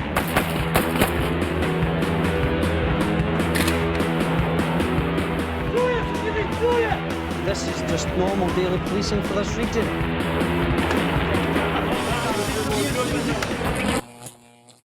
Located on the Balkan Peninsula, in the southeast of Europe, Kosovo borders Montenegro, Albania, Macedonia and Serbia.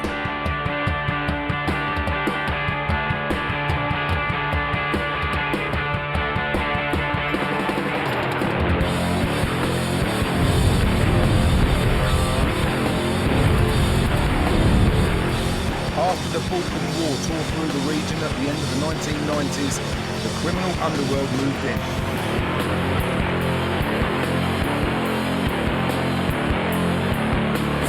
They abused the political instability and lack of law enforcement, establishing Kosovo as a base for their lucrative trade.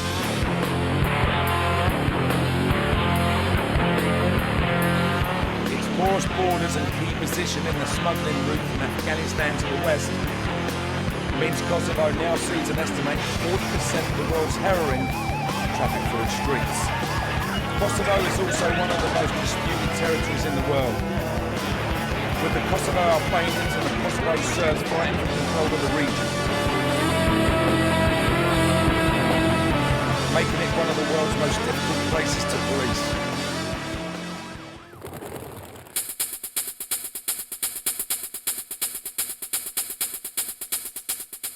But the Kosovo Police Service, the KPS, is fighting back.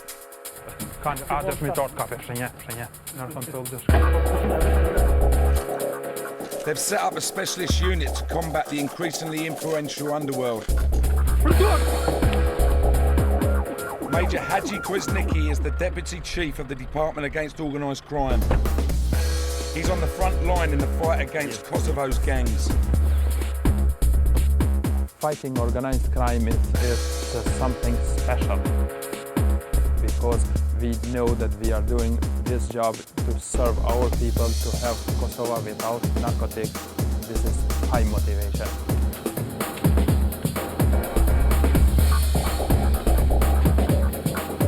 Today, Hadji is masterminding a raid on a large crime gang who he suspects are about to engage in a huge heroin deal.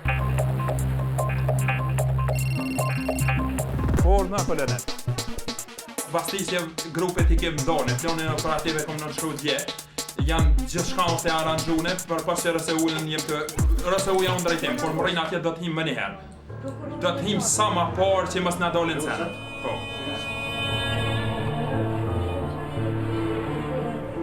In this remote village 20 miles from police headquarters, Hadji's team have got the gang's base surrounded. He's able to call on elite officers from across the KPS, guys who are trained to deal with the most dangerous criminals. In the time you are waiting for information from the field, you are a little bit under emotion, but we are all happy and feel commander is doing his job very well.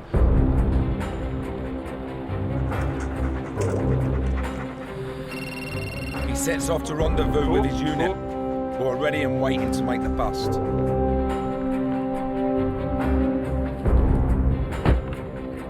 Getting it wrong could be fatal, as criminals in Kosovo are armed and dangerous.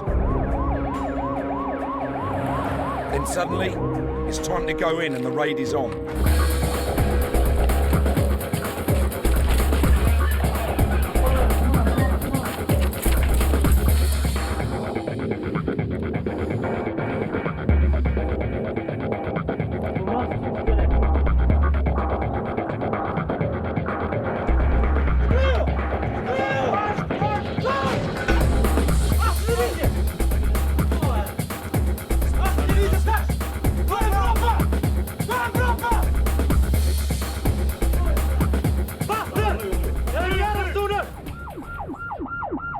The team let Hadji know they've got one of the suspects. Bravo, bravo!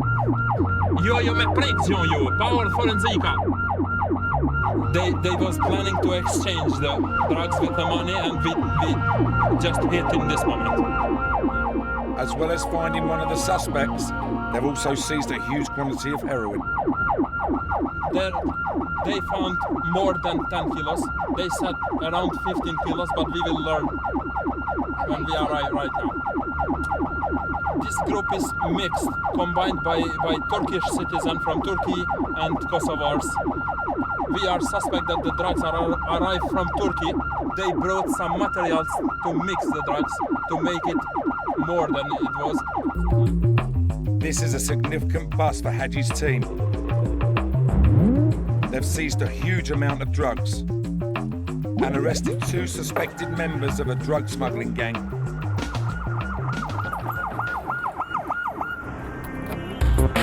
He is soon on the scene to take control.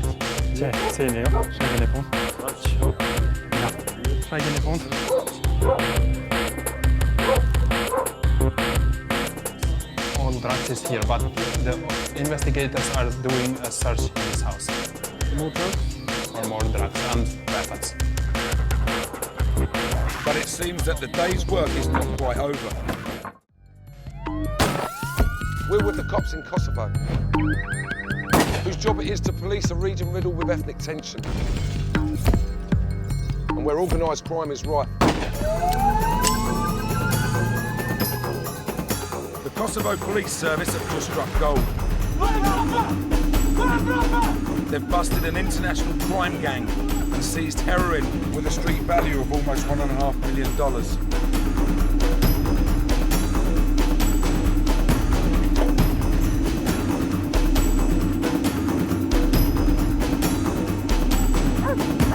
But it seems that the raid isn't over yet.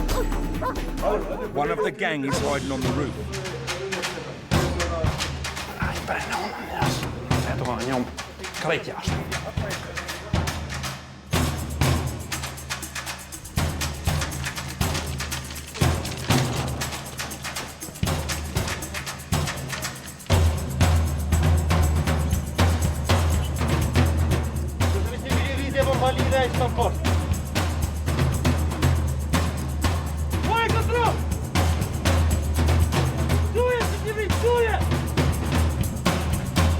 They get hold of him and pull him down from the roof. With all that firepower, he didn't stand a chance.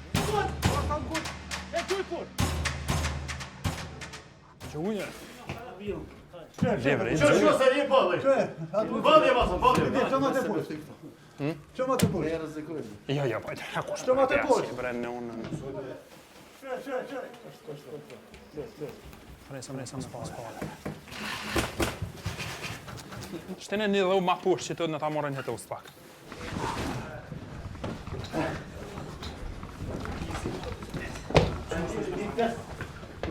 Ej! Hajde jetë us, me brak, po njëre. Rregulla institucion. Hajde vazhdoni me jetë us mirë. Rregulla jetë us mirë.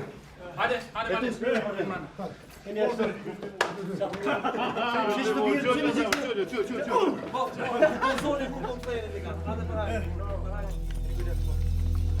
The gang members could be looking at up to 10 years. A huge success in the KPS's fight against organised crime. They're gonna be rogues.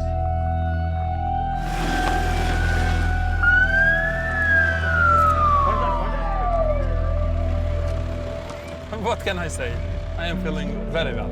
The complete group of people are arrested, and we have more than 15 kilos, somewhere around 20 kilos of heroin.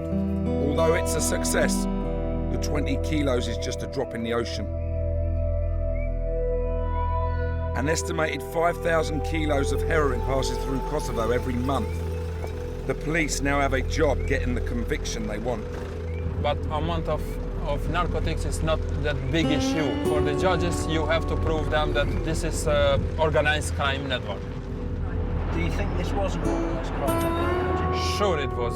We have here Turkish citizens arrested. We have people who sell the narcotics. We have people who buy the narcotics. Hadji and his boys head back to the station for a few well-earned beers. Because they're undercover cops, their faces cannot be shown. Their identities may be secret, but their actions are very public.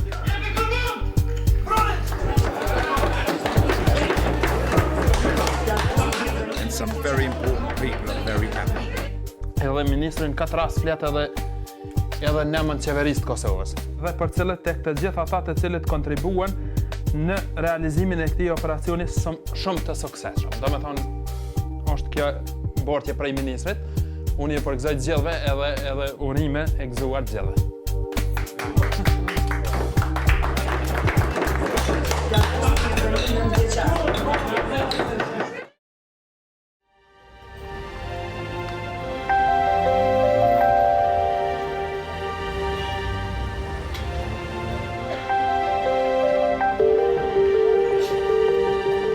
Created in 1999, the Kosovo Police Service is one of the youngest in the world. Yet they're faced with problems that would test even the most experienced force.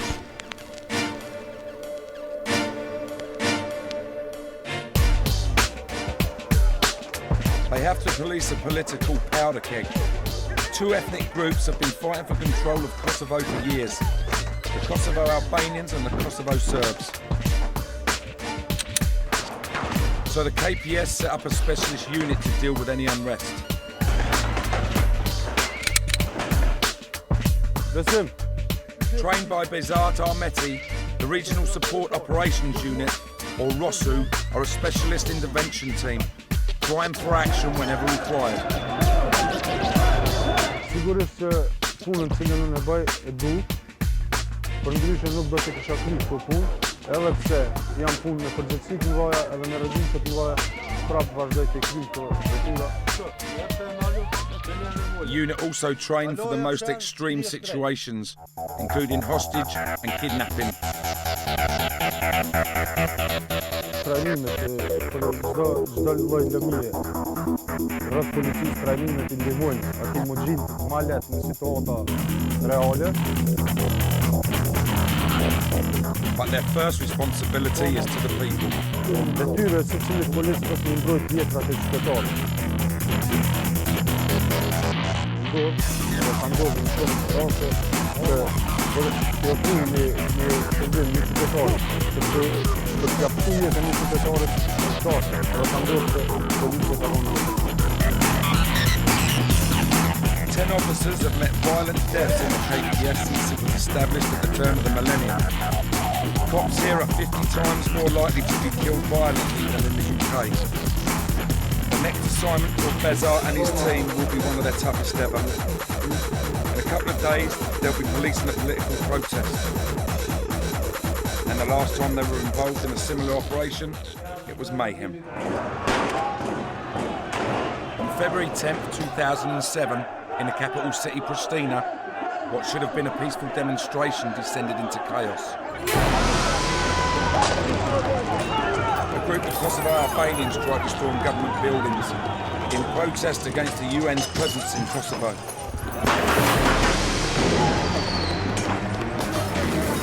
The city of Pristina was turned into a battlefield.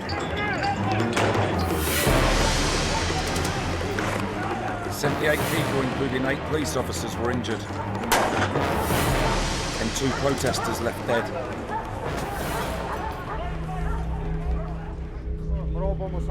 The next protest in 2 days' time could be just as volatile. Një farë mënyrë detyruar me u trajnu për situata të tilla, edhe me qenë gjithmonë gatshëm për aksione të tilla. Me qenë gjithmonë përgatitur fizikisht, taktikisht edhe psikikisht për aksione të tilla. Bezat needs to ensure that his unit are ready for what lies ahead. This could be one of the most dangerous days of their short careers.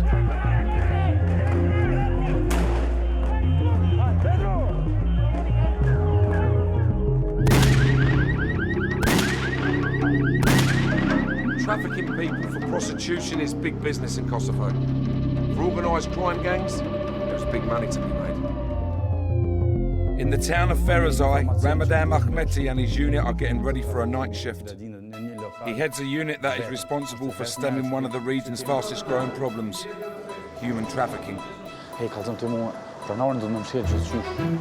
Mshirë me vesë, ka sa më mshirë, po mi rast do më hapë. Shtatë ty, nëse del dikush e ekstra del, nëse del, panik. Qysh do po? Super, qysh do. Kosovo is seen as an easy target. It has over 700 miles of porous border and strong criminal links to the Eastern European countries where the victims are often trafficked from. There's an estimated 25,000 women trafficked through the Balkans every year. They are bought and sold for as little as $1,000. Tonight, Ramadan and his anti-trafficking team are raiding a bar that they suspect is operating as an illegal brothel. They suspect a Serbian woman is being held against her will. We are suspicious that she's a victim of trafficking, which is used for prostitution. I'm feeling good because I know that in the end I will save the life of someone that really needs to be saved. The raid can only begin once Ramadan receives a coded message from 2 undercover officers who are posing as customers inside the bar.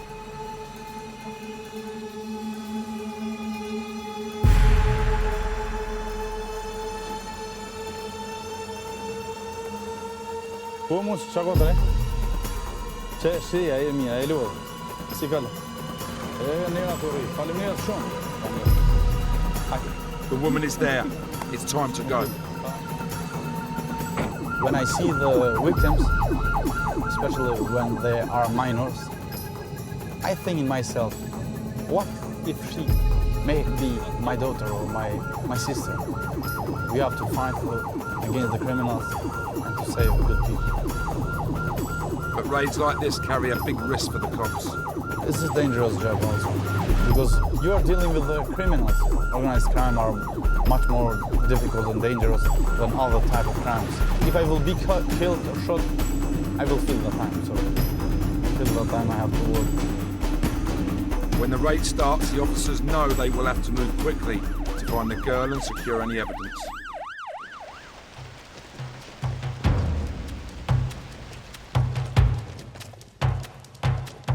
This establishment is trading perfectly legally as a bar downstairs, but upstairs they suspect it's operating as an illegal brothel. Right now we are looking for anything suspicious, maybe drugs, weapons, anything.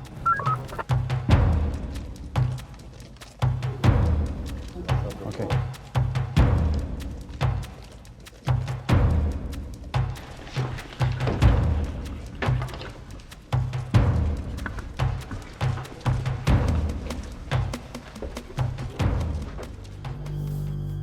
Ramadan confronts the owner. Kinesan düşen dışarıda. Kalzone 8. Upstairs, the team have found the woman. As suspected, she was being held against her will. Okay. Samo se pakuj se stvari, tvoje stvari, sve što hoćeš da uzimaš sad. The girl is going to be taken back to the shelter. It looks in her eyes that she's happy that we are here. The police discover the owner has the woman's ID card. In the Balkans, you must have this on you at all times.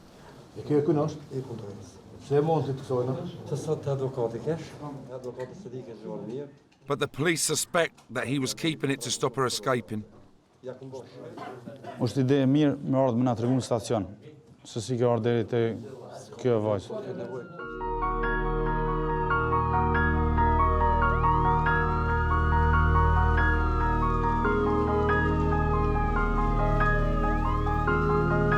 The fact that the woman is from Serbia, historically a country that Kosovo Albanians have been at war with, doesn't matter to Ramadan. She's a Serbian, and I'm happy that we are serving to all of people, no matter the nationality or religion or background. I'm happy to fight this crime, just because to have a better future for our people, our daughters and our sons. Kosovo has one of the most underdeveloped economies in Europe, and a fledgling force is working in an environment of instability, division, and a far from certain future.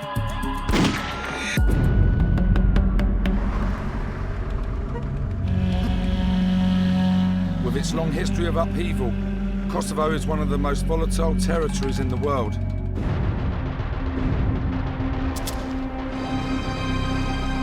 In the late 90s, it was torn apart when it became involved in the deadly Balkan War.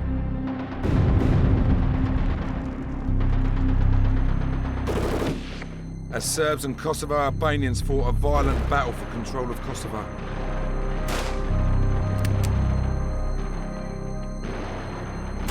More than 10,000 people were killed.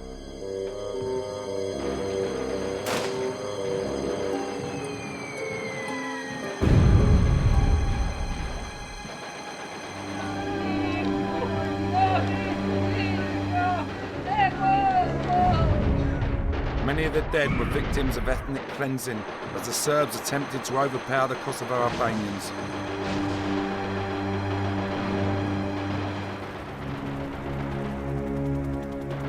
The conflict was ended when NATO intervened, bombing the Serbs into submission in a bid to end the ethnic cleansing.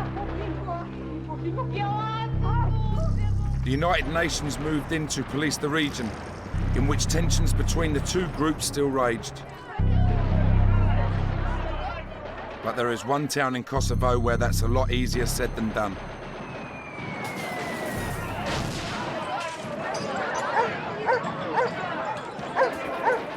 Mitrovica is a town at war with itself. In the south of the city live the Kosovo Albanians, and in the north, the Kosovo Serbs. Both groups still see Mitrovica and Kosovo as their territory. Many of them are prepared to fight for it. Mitrovica is like a modern day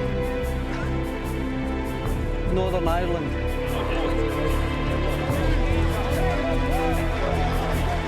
The man charged with keeping the peace in this hotspot is David McLean. Murders are quite common. We had one last week, we've had one today. These are just normal daily policing for this region. As regional commander of the UN police in Mitrovica, David knows the city better than most. There's what we call an imaginary red line, where they both know each other's territory. Mitrovica is split by a river. The river is crossed by a bridge which is regularly the scene of violent clashes between the police and the warring factions.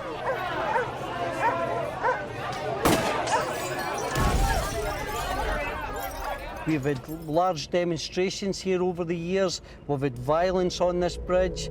We've had explosions on this bridge.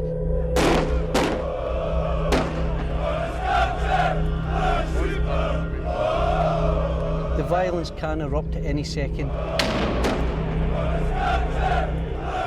And when it does, it's the Kosovo Police Service and the UN who get caught in the middle of it. They often come under fire, trying to keep the two sides apart.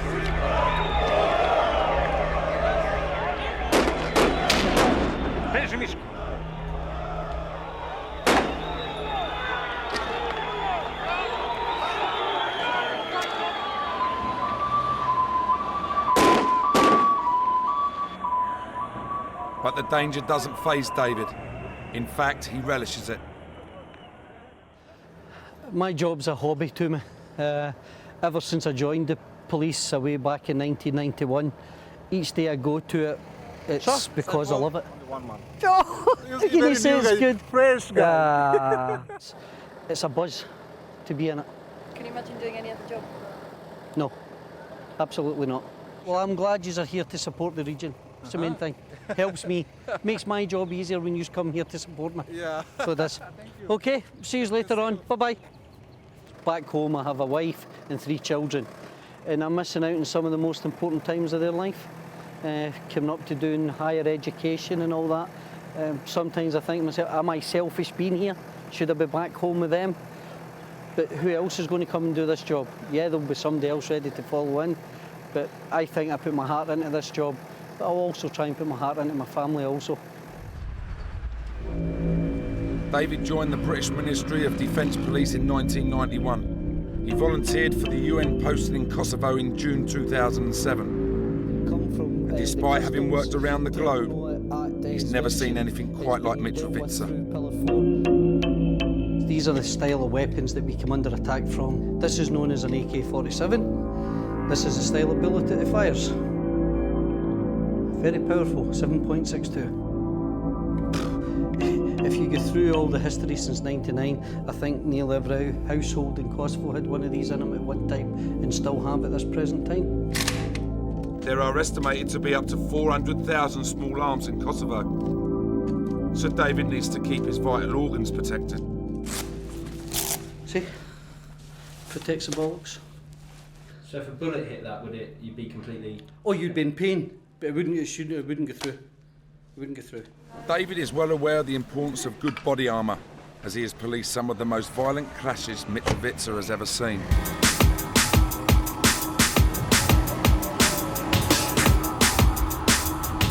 One of the worst happened in March 2008.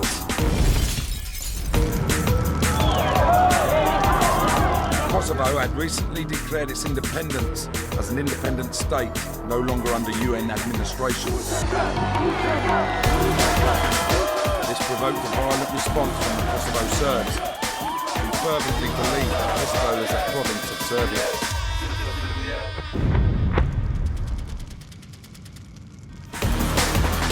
In protest to the declaration, Kosovo Serb court workers broke into the city's courthouse to stage the sitting. The events of that day are indelibly printed on David's mind. The court workers broke off the fence gates there, lifted them off, and then they came down here. There was a crowd of maybe 300 of them. They forced their way down to here, and then when they got to the gates, the other side of the armoured vehicle, they pushed the gates down and then broke in through the window. After occupying the courthouse for 3 days, the protesters felt they'd made their point and agreed to leave peacefully with the police. But things were about to take a turn for the worse.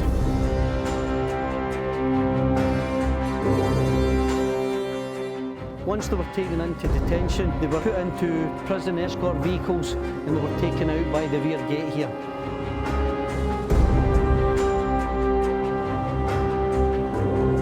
When they proceeded out through the rear, the vehicles come under attack. Once they came back in here and they regrouped, we then thought that we would try and get them out through the main gate there. After trying to get out, the back was blocked and we tried to get them to leave out the front. This is where the convoy came under attack. The situation quickly descended into chaos.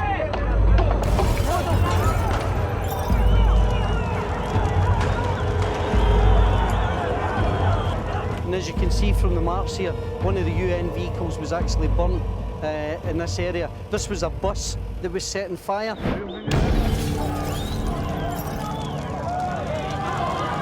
You can still see the carved Scotch marks from it. What they were doing was they were using the petrol station to make their Molotov cocktails. They were rolling up with crates of bottles, just filling them with petrol, putting cloth into them, and just throwing them constantly.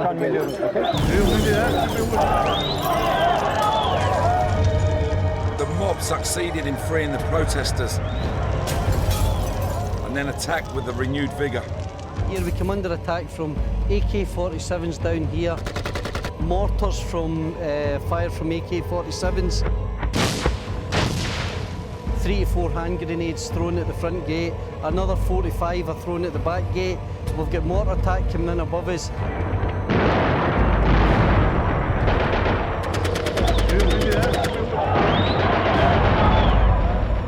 It was a war zone.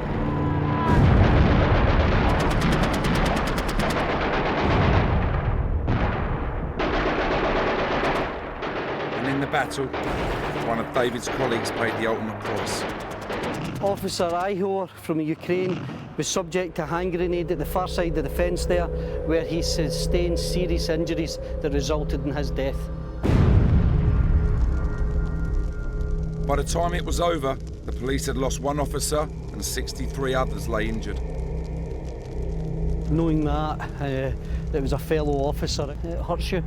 You think to yourself, is there anything I could have done better to improve things? Who was to blame? Can I find the culprit that carried it out? And that's my main aim at the moment, is to make sure that a thorough investigation is carried out.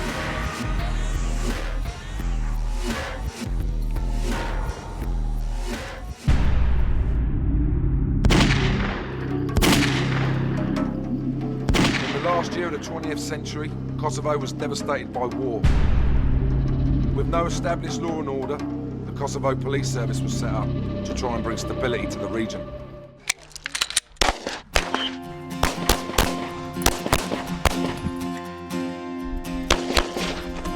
One of those recruits has gone on to become one of Kosovo's toughest police officers. Her name is Naima Kalakovic. Ndihëm krenare, që jam një femën edhe që e udhëheqin këtë mashkuj. Ishte në një set, edhe po ashtu rezultatet e tyre tregojnë se do thënë edhe ata krenohen me punën që e bëj për ta. At 27 years old, she has already risen through the ranks and leads a unit of 29 men. Mira goditje do të jetë këtu, qendra e masës, gjithmonë kërkohet edhe trajnimi jonë gjithmonë personi dyshim që duhet qendra e masës. Jashtë patrullit nuk është të kërkues. Neymar's team was set up to tackle the heavily armed criminals who see Kosovo as an easy target. They train hard week in, week out, because they know from bitter experience that any operation could be their last. Kolegu Triumfi do të ka humbë jetën në detyrë.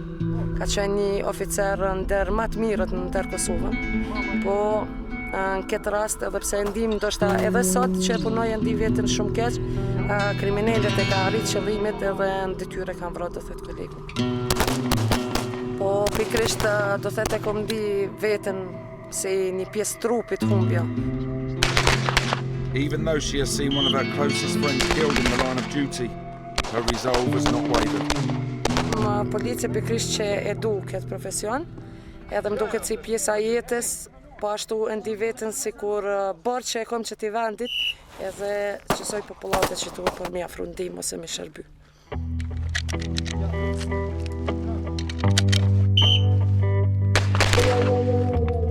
Nevë që një ma thënë mështë.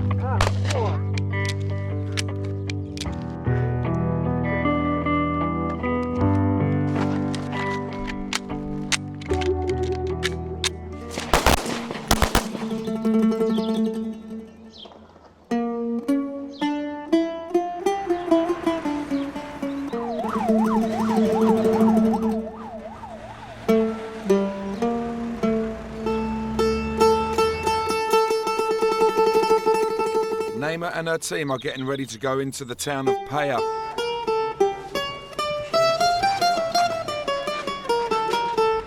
An area of Kosovo known as the Wild West because of its history of gunfights.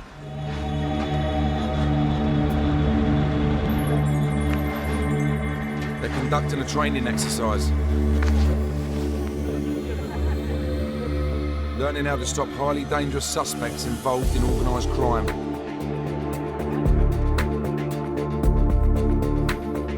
It may only be practice, but the lessons learned could save their lives. So they're playing it for real.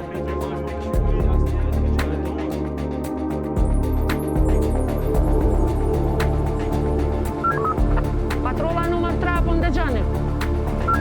Temp lokacion Cuban, na njoftoni sa persona jon në vetur. Tonight they're learning how to track and apprehend a suspect vehicle. Once they're on the suspect's tail, the chase is on. Po, do thëtë ata veç jonë të informume dhe ta që jena në pritje për informuat për i patrullës nëmër 3 më na njoftu, o ka vjen dyshim të ndrejtim të undin apo jo. Neymar's unit work as a team, with her car overtaking the suspect at the last minute to box him in.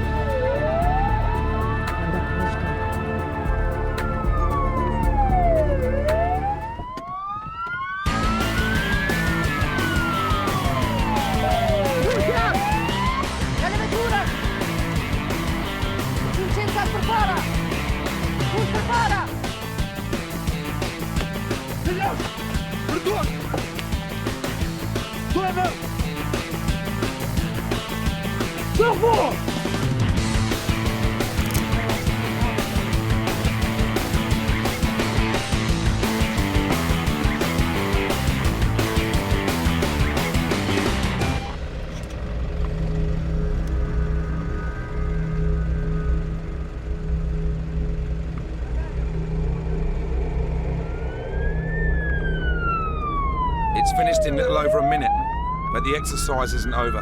When dealing with organised crime bosses, getting them from the crime scene to the cell is one of the most risky parts of an arrest. The training has gone well. Exercises like tonight's are vital for Neymar's team. They need to stay sharp, as their lives depend on it.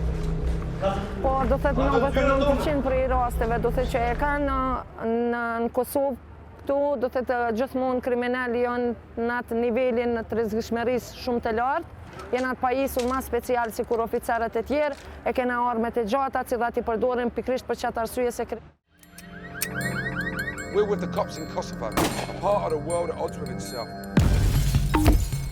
A society racked with division, tension, and ethnic violence.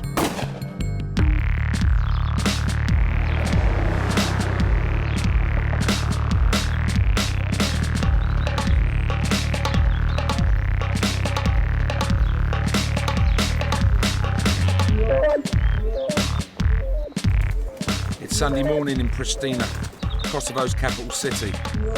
Lieutenant Besart Ahmeti and his unit are getting ready to police a political protest.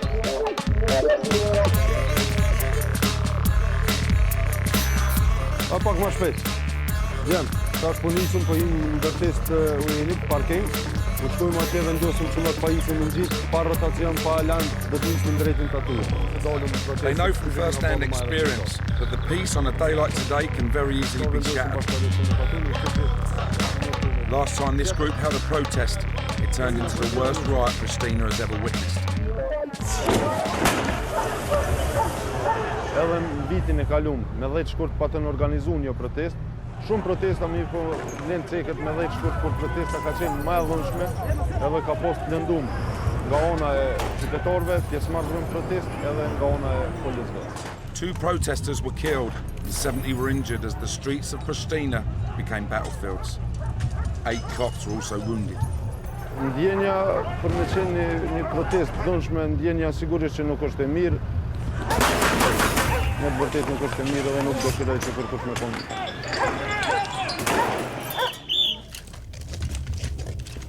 They have been assigned to protect the UN compound, as last time protesters attempted to storm official buildings.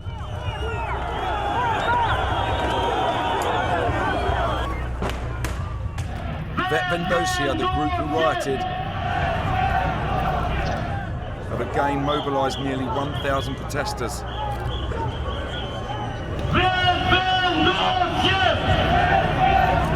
So the police are out in force.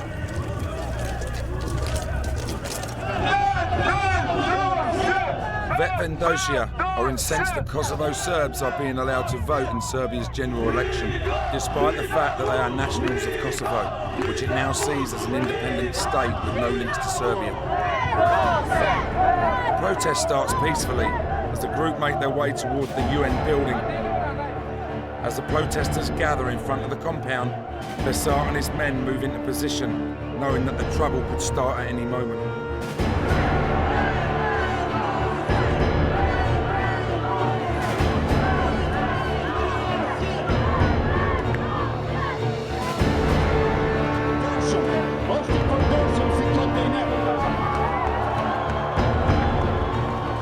The protesters start bombarding the UN compound with rubbish. Besart and his team hold their positions. They then up the ante by washing down the compound with pig slurry. Despite the provocative actions of the crowd, the police remain restrained.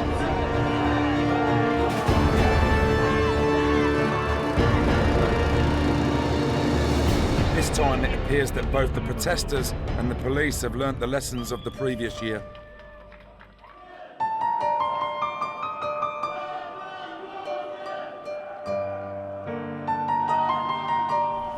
Përderisa nuk ka pas asnjë policë dhe asnjë protestues të lëndum, sigurisht se gjithçka ka shkuar në rregull. Mendoj se do të respektohet vullneti i protestuesve, secili qytetar i Kosovës ka drejt të protestojë për ato që mendon se është diçka e gabueshme. It's this freedom that the people of Kosovo have fought so hard for. Now the officers of the KPS face a new battle against the criminal gangs attempting to overrun their homeland.